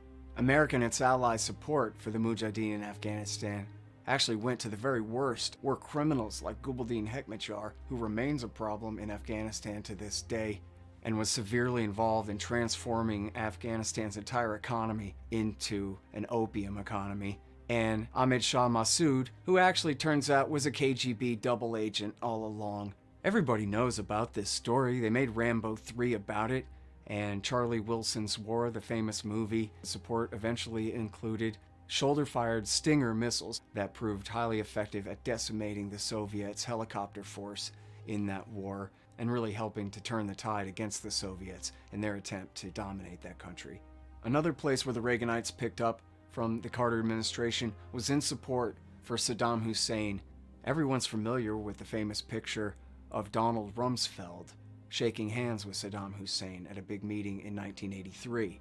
He had been a former Secretary of Defense and was serving as Ronald Reagan's special emissary to Iraq, and he was there to make a deal to provide Iraq with arms and with money in order to fight against Iran. This support ended up including American financing of Saddam Hussein's purchase of chemical weapons from our European allies for use against Iranian conscripts in the field, and even included American satellite intelligence passed on to Iraq for use in targeting. All of the worst war crimes that Saddam Hussein is known for, especially the Anfal campaign against the Kurds, took place during this time when he was supported by the United States of America. Now, of course, in the Reagan years, there were a lot of double dealings in this Iran-Iraq war. Our close allies... See, that's what he's about to get into is the parts that make it especially rich, because like just this stuff alone would be fucking bad. You know, like, okay, we're funding terrorists and haven't given them weapons and training them so that they can fight some communists in the middle of the fucking Middle Eastern desert, and then on top of that, we got a dictator who's committing war crimes using chemical weapons and genocide, essentially, of entire ethnic groups like the Kurds. But we're going to go ahead and do deals with them. And the Saudis weren't exactly being angels back then either. So, you know, then we have these like moral grandstanding that we have today about Ukraine, about the, you know, we've got to do something about this evil man who's causing all this death and destruction to these innocent people completely unprovoked. And, you know, even if I knew nothing about the history of the situation in Ukraine, like knowing the history of our involvement in wars in the Middle East would immediately send alarm bells going through my head going, well, yeah, I don't know if I buy any of that fucking bullshit, because the U.S. never just sits idly by while countries, you know, just happen to fucking go to shit on completely on their own, especially if there's motivations. Yeah, like, even if that's true, it's like looking at the history of U.S. involvement. Wouldn't we be like, okay, so all this horrible shit is happening because of Russia? Like, so are we running to support Russia? Is that what we're doing? Because that's what we seem to do everywhere else, you know. Mm-hmm. We hop in bed with the fucking war criminals and stuff, and then, you know, later when they're not useful anymore, we have to wage another war to get rid of them. Yeah, using the people that we called terrorists before. Right. Originally, that needed to be fought against. Yeah, exactly. And so now, but he's not going to even go even further in how convoluted all of these webs of alliances go, which makes the whole fucking pie that much sweeter. The Israelis took the Iranian side. They weren't, our close allies, the Israelis, took the Iranian side. They weren't bothered by Islamic radicalism in the Iranian Revolution. They kept their relationship with Iran throughout the 1980s, and while they supported Iran against their perceived greater threat, Iraq, America focused on supporting Saddam Hussein on the other side. Then, of course, there was the Iran-Contra scandal, where the Reaganites actually took the Israelis and the Iranian side against Saddam Hussein for a short time, using the Israelis as cutouts to sell weapons to Iran for use against Saddam Hussein, in exchange for the release of American hostages held in Lebanon, which actually never did come about, and money that was then spent supporting death squads in Nicaragua and El Salvador, famously known as the Iran-Contra scandal. But this was actually minuscule in comparison to America's financial and military and diplomatic support for Saddam Hussein's side of the Iran-Iraq War. Of course, these are the same chemical weapons later discovered in the aftermath of Iraq War I, and served as the basis for continued persecution of the Iraqi people and containment of their country throughout the 1990s and leading into Iraq War II. Now, it's fair for the Reaganites to claim some credit for the success of their covert action that they waged in Afghanistan in the 1980s. That war helped to break the back of the Soviet Union. It's no coincidence that the troops withdrew in 1989 after the wall came down and as Eastern Europe was being set free and the USSR itself was dissolving. It wasn't just the Reaganites who thought so. It was the Mujahideen who saw and who had learned the profound lesson that by believing in God and their AK-47s, that they could not just save an Islamic country from foreign invasion, but that they could destroy one of the greatest empires in world history, the godless communist Soviet Union, that it would in fact cease to exist right in front of their eyes as well as in front of all of ours. And that lesson was not lost on them, though it probably was lost on the Americans. No sooner had Ronald Reagan left office and passed power on to his successor, his vice president, George H.W. Bush, than the consequences of America's policy in Iraq began to come due. Check out my writings at antiwar.com, my show at scotthorton.org, the Libertarian Institute at libertarianinstitute.org, and my books, Fool's Errand, Time to End the War in Afghanistan, and Enough Already, Time to End the War on Terrorism, at enoughalreadybook.net.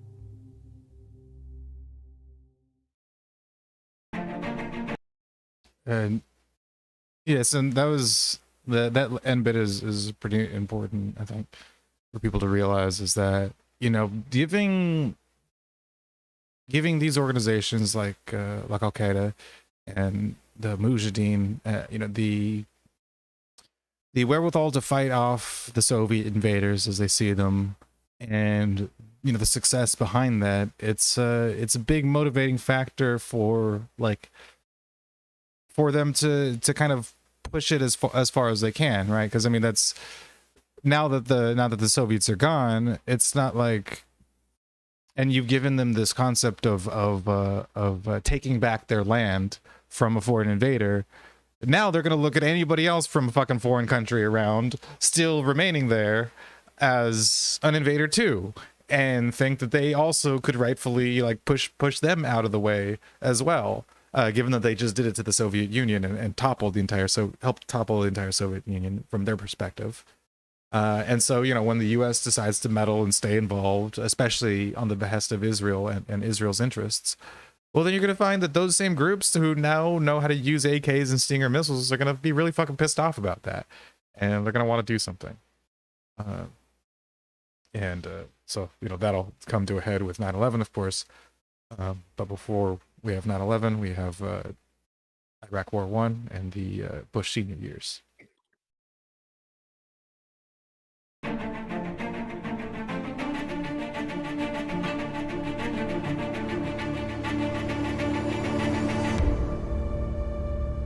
Ronald Reagan's successor, his vice president, George H.W. Bush, was inaugurated in 1989, just as the Soviet Union was crumbling and Eastern Europe was being set free. Very quickly, with the Soviet Union out of the way, George Bush got us into a war with the Reagan and Bush era client state, Saddam Hussein's Iraq.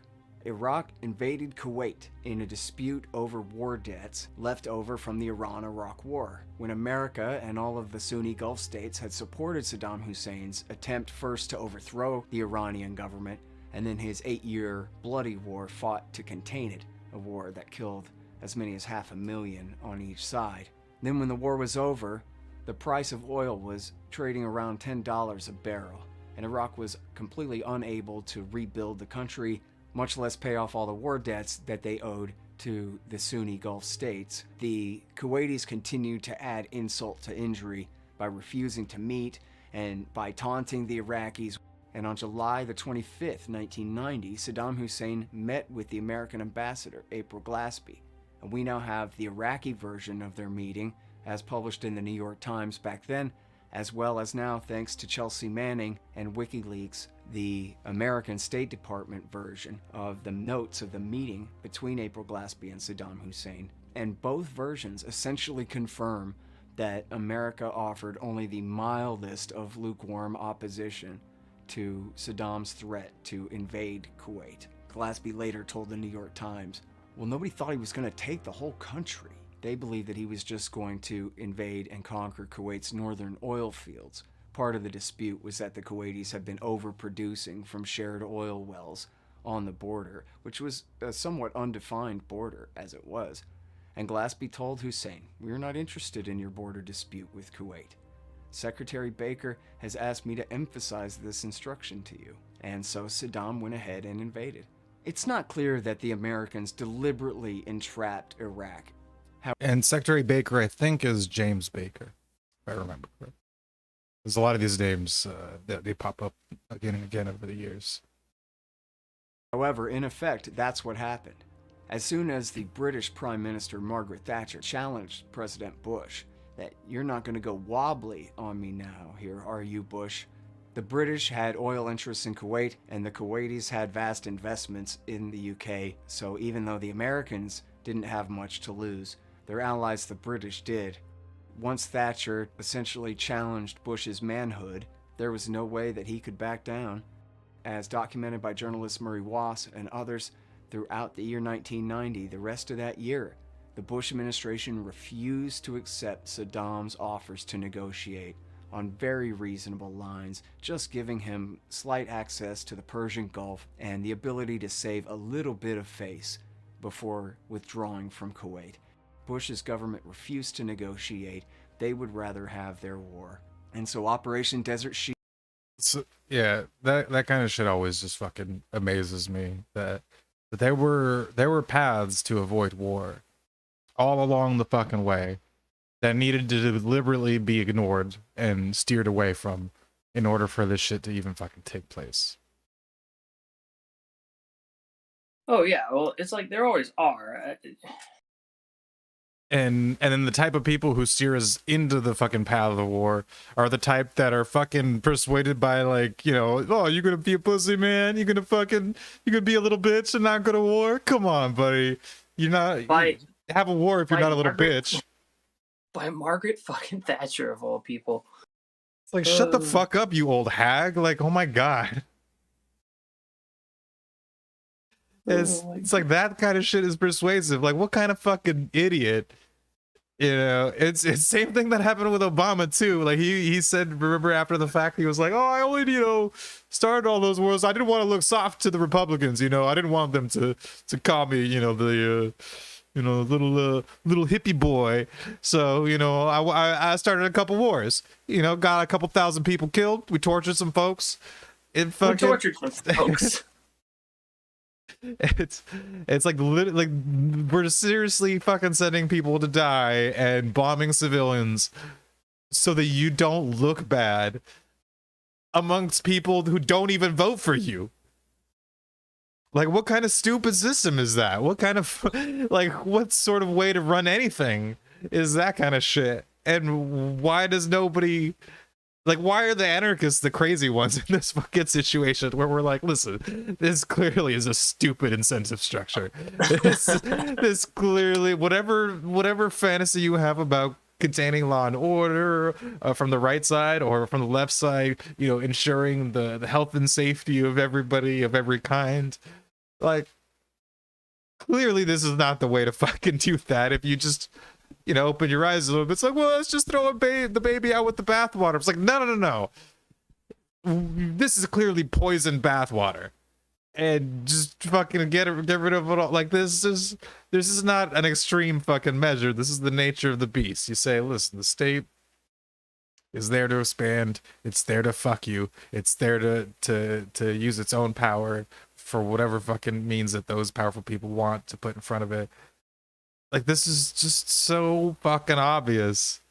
If you... Yeah, I mean, and I mean, it's the hardest time to try to get people to understand that too, because they, for some reason, they have the idea that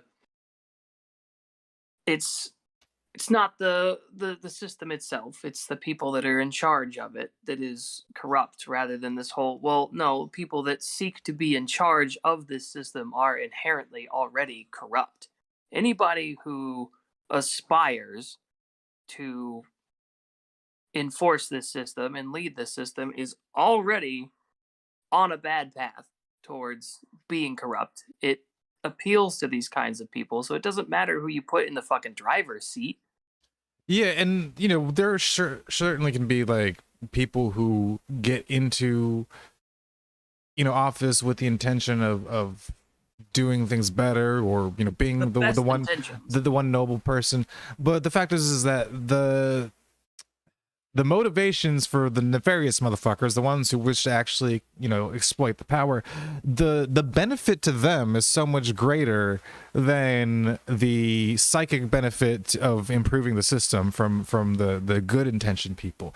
That the people who want to exploit that shit are just gonna fight way harder and way dirtier and do a lot more to ensure their success than any good intentioned person, because the nature of being able to abuse that power, like it said, is just so lucrative for abuse that it's a huge pull for the most extreme of people who will do the most extreme of things in order to keep that going.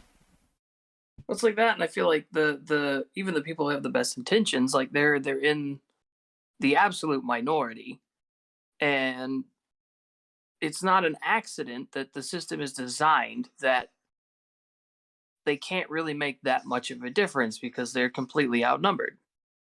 No, yeah, because a power structure is structured to exert its power. If it was that simple, if it was as simple that putting one person in, or even 10 people in with the right intentions, that the whole thing would be steered off of course, they wouldn't fucking allow it. It's the same thing as voting. If voting would actually make that big of a difference, they wouldn't allow it.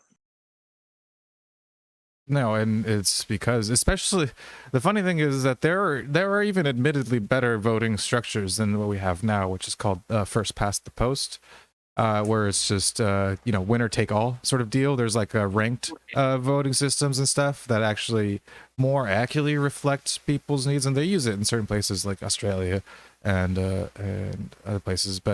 And so that's why our use of first past the post is basically the reason why we have the two-party system and why it's always been constrained to that, because the incentive to vote third party and risk siphoning away from a vote from like the more mainstream party of your chosen side, the risk of siphoning off a loss instead of actually getting that third party elected is so great that nobody would ever vote third party rationally, right? It makes sense sense not to, because it's a non-winning vote. It is throwing away your vote essentially, to vote third party, because those third parties are not going to win, because each side has the exact same incentive mentality where they're like, if we vote for the third party, then the mainstream other party gets the win instead of us entirely. And so first past the post just encourages this more, so we could even if these guys wanted to actually better reflect the intentions of the people democratically, there could be voting structures that do a better job of this, but they intentionally don't use any of them, because that was never the intention of the system to begin with. But yeah, more on Bush. Shield, the giant buildup of American military forces in Saudi Arabia in 1990, Shi'ate, they would rather have their war. And so Operation Desert Shield, the giant buildup of American military forces in Saudi Arabia in 1990, became Operation Desert Storm, Iraq War I, in January and February of 1991. It was known as a short and successful war. "We're back," the American political establishment cried.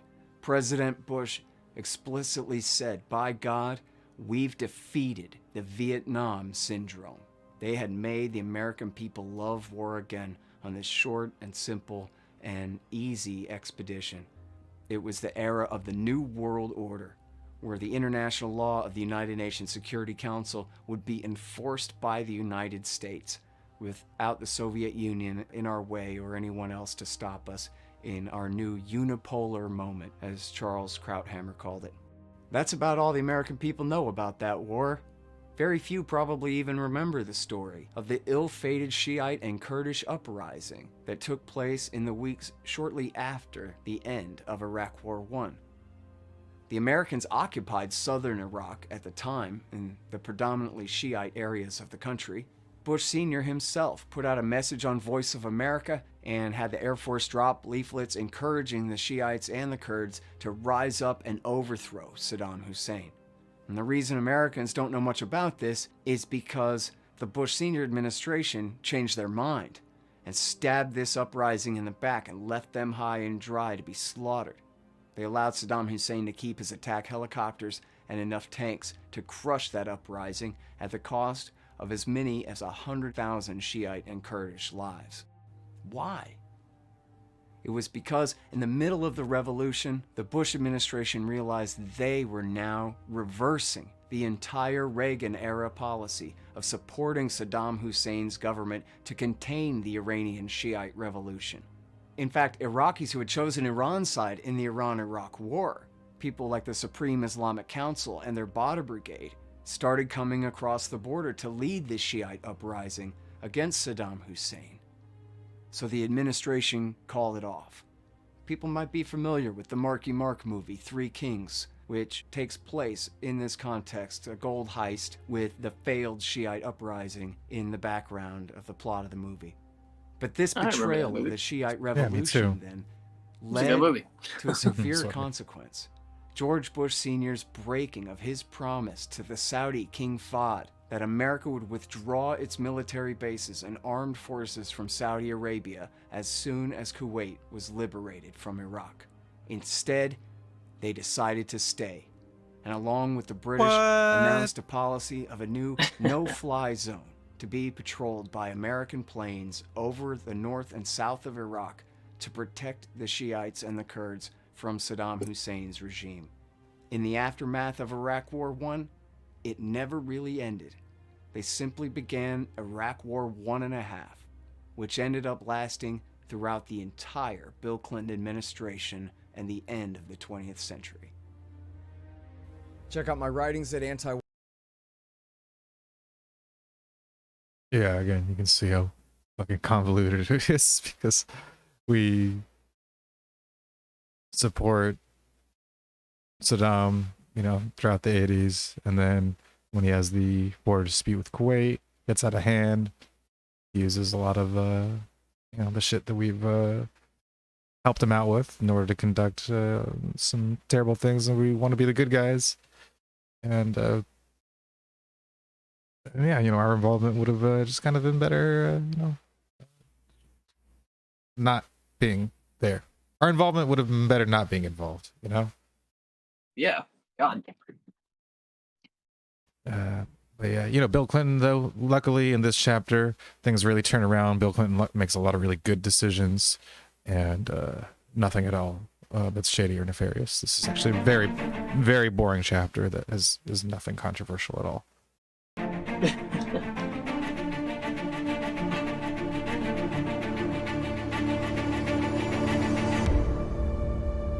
In the aftermath of the First Gulf War, the Americans decided to stay in Saudi Arabia, maintain their military presence there in order to patrol the no-fly zones over Iraq, waged in the name of protecting the Shiites and the Kurds, who Bush Sr. had encouraged to rise up and then betrayed and allowed Saddam Hussein to slaughter and suppress.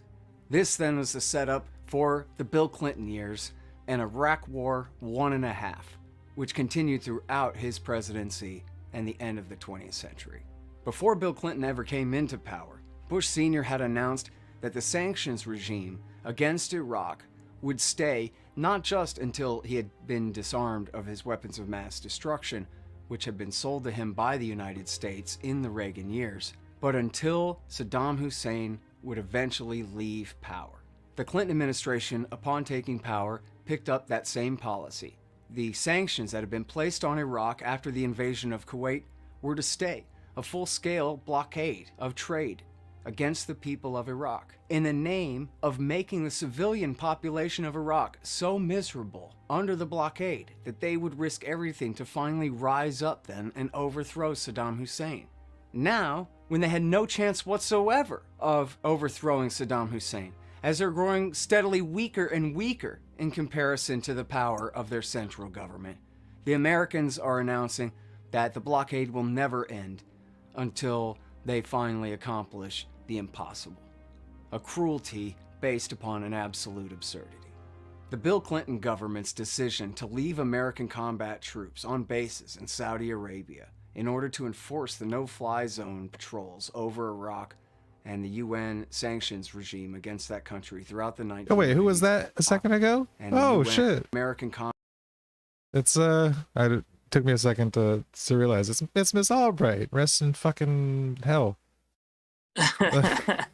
That's Madeleine Albright. Yep. Yeah. Combat troops on bases in Saudi Arabia She's again in order to enforce the no-fly zone patrols over Iraq and the UN sanctions regime against that country throughout the 1990s, then became the primary motivation for Ronald Reagan's former mercenaries from the old Afghan war to turn against the United States of America. What we now call Al-Qaeda grew out of what had been the Azzam group, named after Abdullah Azzam, bin Laden's mentor. He took over the group after Azzam died and merged it with Ayman al-Zawahiri's Egyptian Islamic Jihad.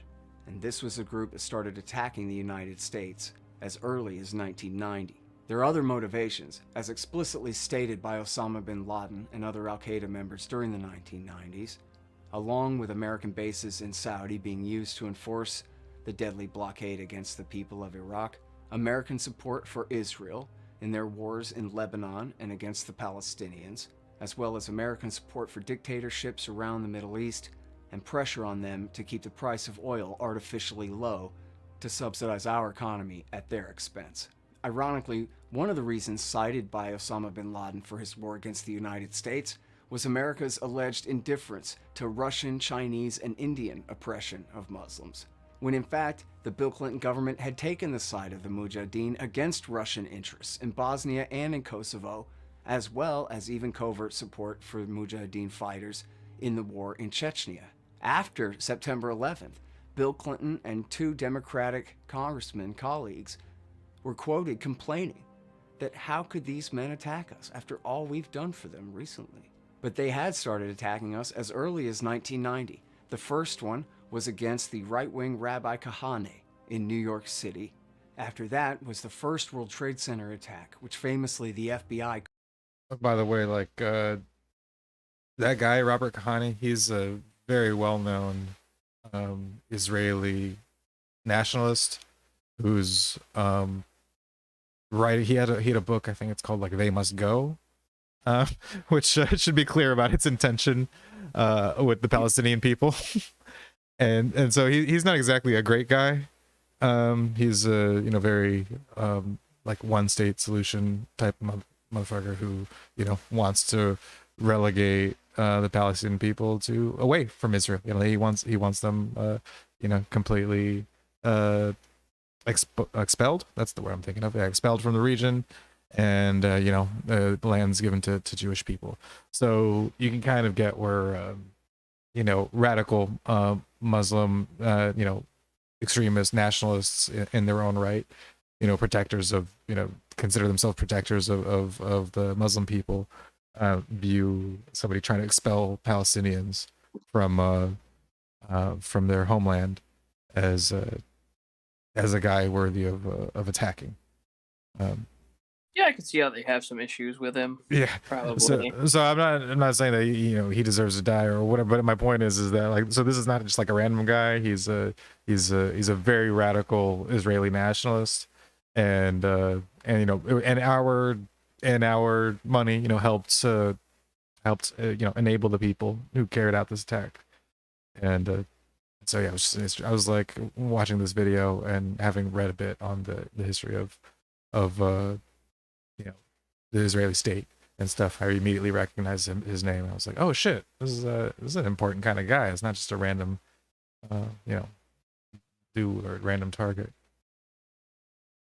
Which also lends just to the sort of this idea of like what Al-Qaeda and like these terrorist groups are doing isn't just like this kind of like random lashing out at the West and like American values and stuff. It's like they have very specific gripes You know, they don't like, you know, American involvement in their holy land and in the land of Muslim people. They think that, you know, Israel is a big threat because you know, the Palestinian land is also considered very sacred and historical to their people.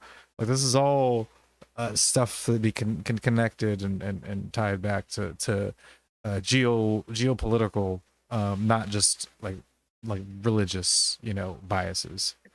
And especially U.S. involvement in these events is you know, why we're a target, not just kind of like that neocon sort of, oh, they just hate us because we're free type of shit. They hate America because America is God's land. Yeah, no, it's not quite as simple as that, Jeb. Done for them recently. But they had started attacking us as early as 1990. The first one was against the right-wing Rabbi Kahane in New York City. After that was the first World Trade Center attack, which famously the FBI could have stopped. They had an informant inside the ring who was going to make a fake bomb, but since the Hey, we were just talking about this very thing.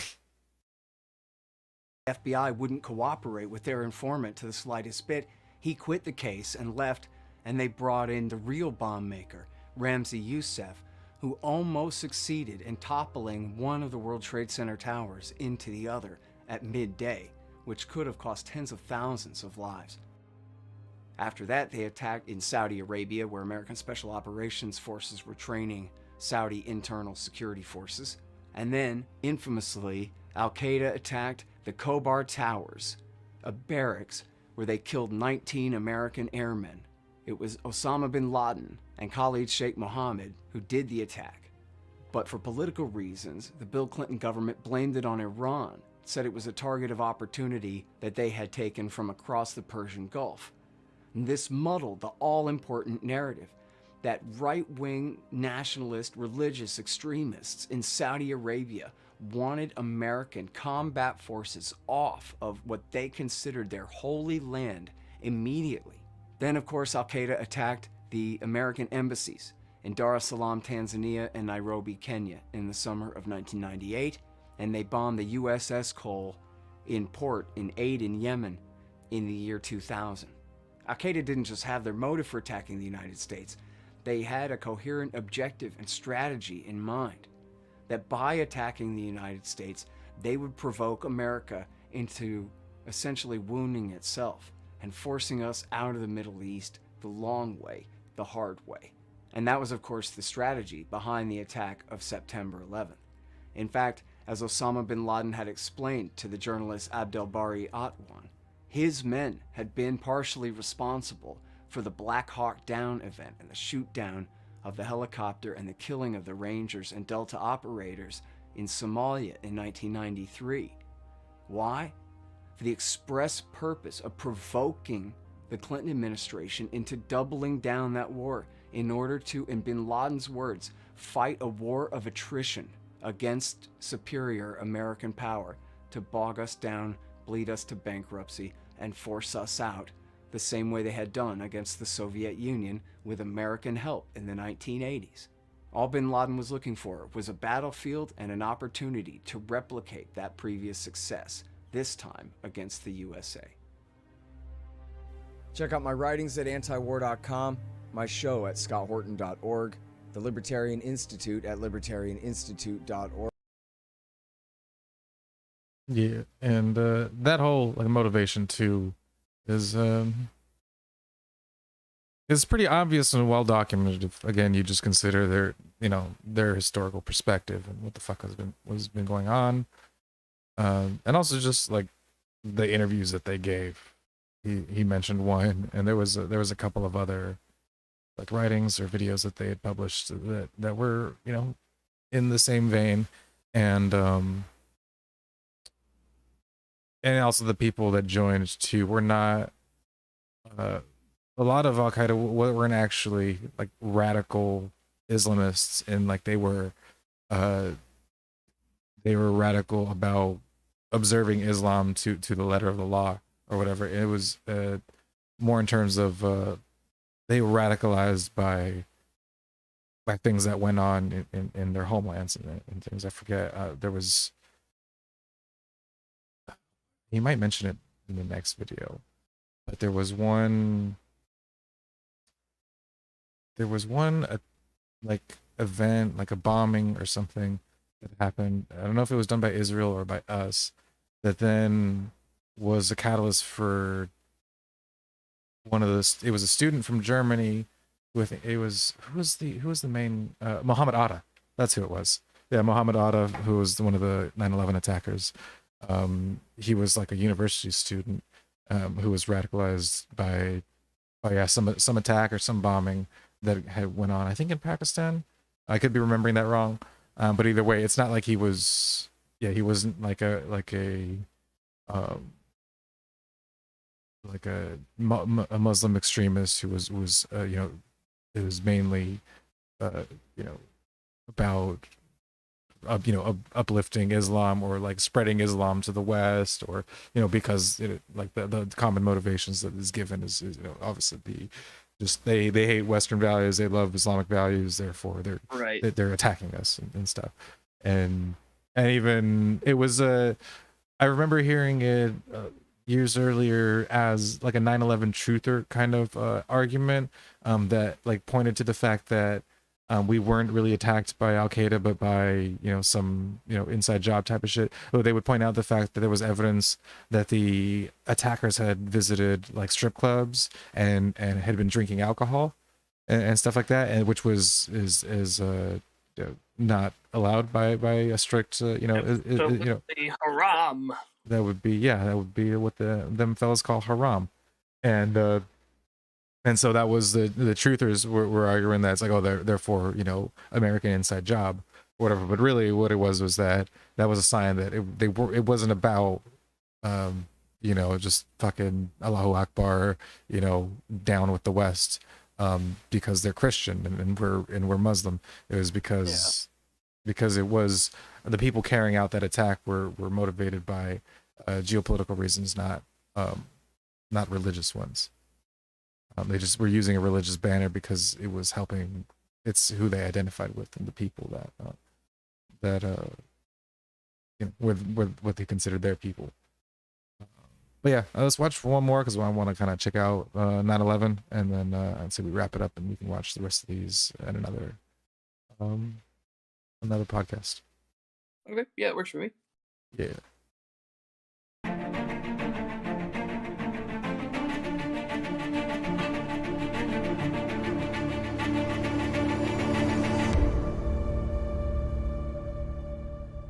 In 2010, Osama bin Laden's son Omar gave an interview to Rolling Stone magazine, where he explained that in the summer and fall of the year 2000, Osama bin Laden was rooting for George W. Bush.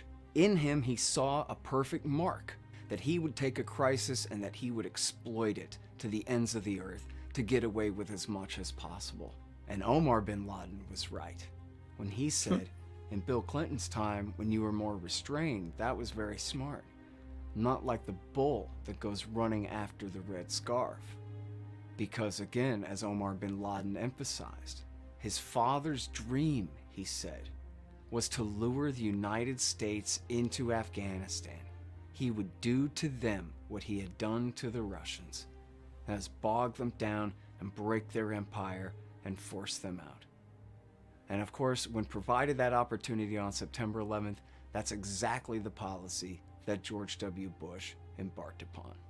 The term blowback was originally coined by the CIA in their after-action report about their successful coup d'etat against Mossadegh and for the Shah Pahlavi in Iran in 1953.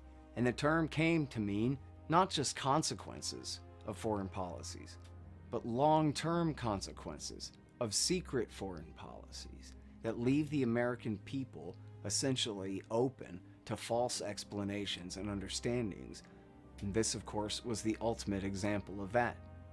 The planes in the footage on TV appeared quite literally to come out of the clear blue sky.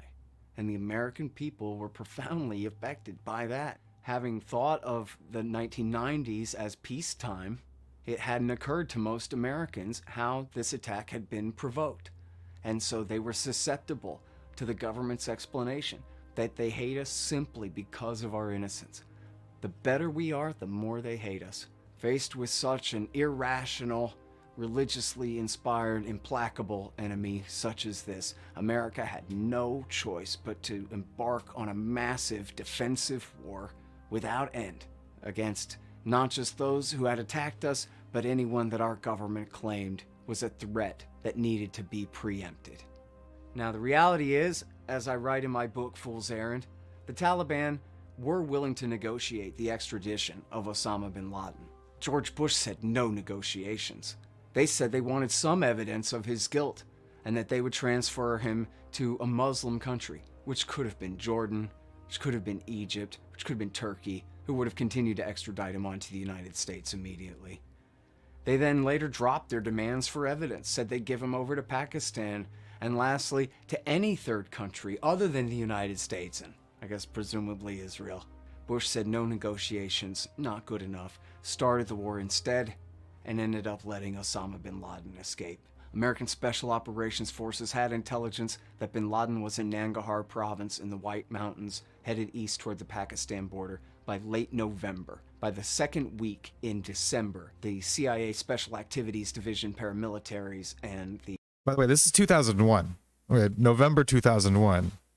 Right. 2 months after September 11th, and then December, so 2 to 3 months after September 11th in 2001. This shit's going down, which is fucking nuts. The Army Delta Force operators, along with some local Afghan militiamen, had bin Laden, Al-Qaeda, and their fellow travelers cornered at a place called Tora Bora there in the White Mountains in Nangarhar province. And it is true that the Bush administration called out the Air Force and Special Operations air power against Al-Qaeda there and did decimate as many as 500 of them, dropped a 15,000-pound daisy cutter bomb on them, did kill many hundreds of Al-Qaeda and fellow travelers, and presumably could have killed Osama bin Laden. But at the same time, Delta Force operators were begging their superiors for reinforcements. There were thousands of Army Rangers available at the Bagram Air Base just north of Kabul, a helicopter ride away, while there were at least hundreds of Green Berets in the north of the country caught up in fighting against the Taliban, when these men could have been used to seal the Pakistani border and prevent Al-Qaeda from escaping. And this isn't just hindsight. This was the complaint of the CIA and the Delta Force operators at the time as they begged for reinforcements. And in fact, the CIA commander, Gary Burnson, had his CIA commander go to the White House, spread out a map of Nangarhar province on the floor, and explain to George W. Bush and Vice President Dick Cheney where they needed their reinforcements to seal the border.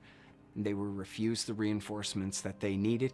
And then, as I think probably everyone is familiar with the narrative, at once Osama bin Laden slipped across the border into Pakistan, that was it. There was nothing the Americans could do to chase him. Or like it was an old movie where the bank robber makes it across the state line and the local sheriff has to come to a screeching halt and stomp on his hat. But in fact, Pakistan was an ally of the United States of America. And though they had backed the Taliban, which had supported Al-Qaeda, they were told from the very beginning that if they did not cooperate with the American war on terrorism in Afghanistan, that we would reduce their country to the Stone Age. And they had immediately complied. And in fact, the CIA station chief in Islamabad, Robert Grenier, had already made full arrangements with the Pakistani Frontier Corps and Army in order to protect American forces from friendly fire if they came across the border in pursuit of Al-Qaeda. They were ready to go. But Bush and his government refused to allow the Delta Force to continue the pursuit despite their repeated requests. Now, it's hard to prove conclusively, but combined with the reporting of Bob Woodward, which is based on the direct notes taken during the National Security Council meetings in the days after the September 11th attack, President Bush, Secretary of Defense Rumsfeld, Vice President Dick Cheney, and especially Deputy Secretary of Defense Paul Wolfowitz, from the very beginning made it clear that they did not want to make the mistake of defining the war too narrowly, and they did not want the American people under the false impression that if America decimated Al-Qaeda and killed Osama bin Laden, that was the end of the war. Rumsfeld suggested attacking Iraq immediately so the American people wouldn't get the wrong idea if bin Laden had been killed. This makes it pretty easy to conclude that they had decided to let Osama bin Laden go, that they preferred that he escape, because who cared if Saddam Hussein was allegedly allies with Osama bin Laden if Osama bin Laden was already dead?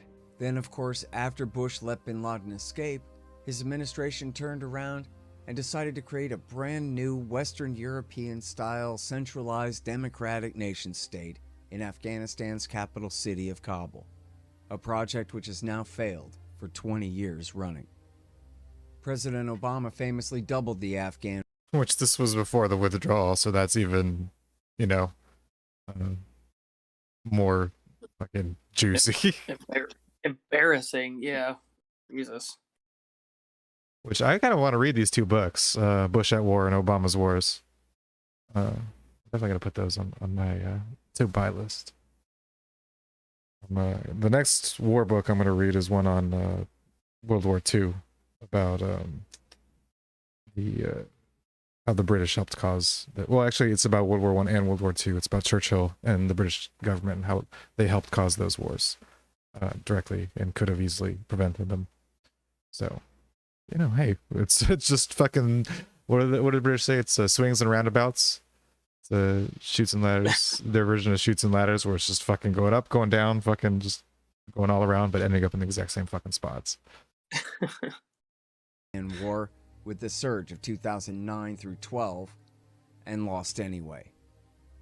When President Donald Trump came into power in 2017, he escalated the air and special operations wars, but he also appointed neoconservative policy advisor Zalmay Khalilzad, the man who had helped pick the new government for George W. Bush back in 2001, to negotiate a withdrawal deal with the Taliban, a project that was successful. They signed the deal in February 2020. But the deal said that the troops wouldn't have to be gone until the spring of 2021. Just under a year later, and only 2 weeks after taking power, President Joe Biden announced in early February 2021 that the deal was canceled and American troops would be staying indefinitely. Check out my writings at antiwar.com, my show. And that's where that story ended.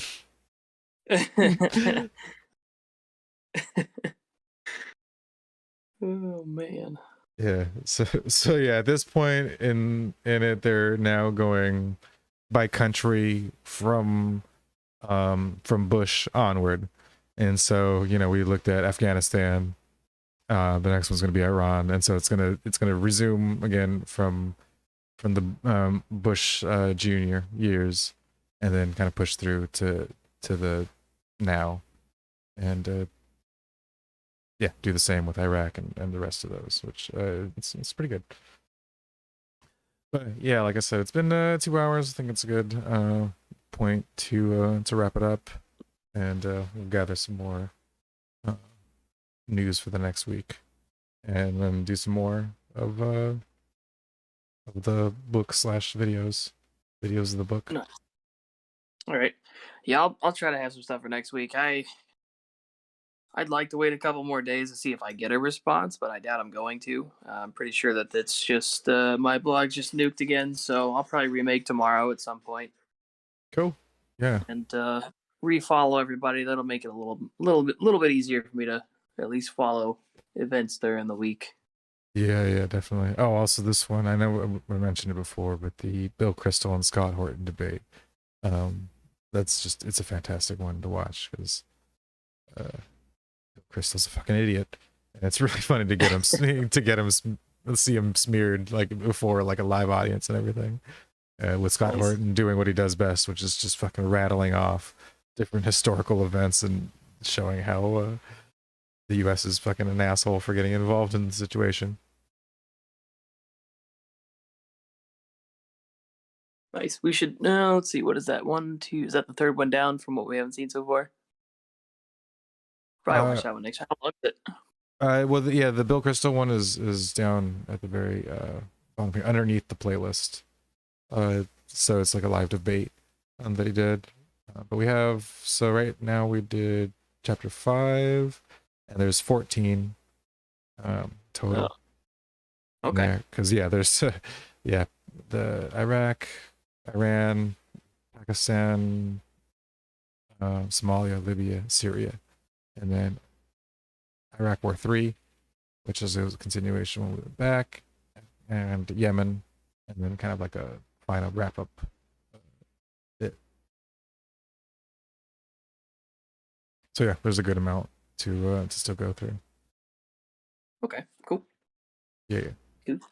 All right, well that's it for today. Everybody's watching. Thanks for coming by, checking it out. And we'll do some more next week as we do, and hopefully it'll be just as fun, just as joyful and really what's the word, energizing as this episode was.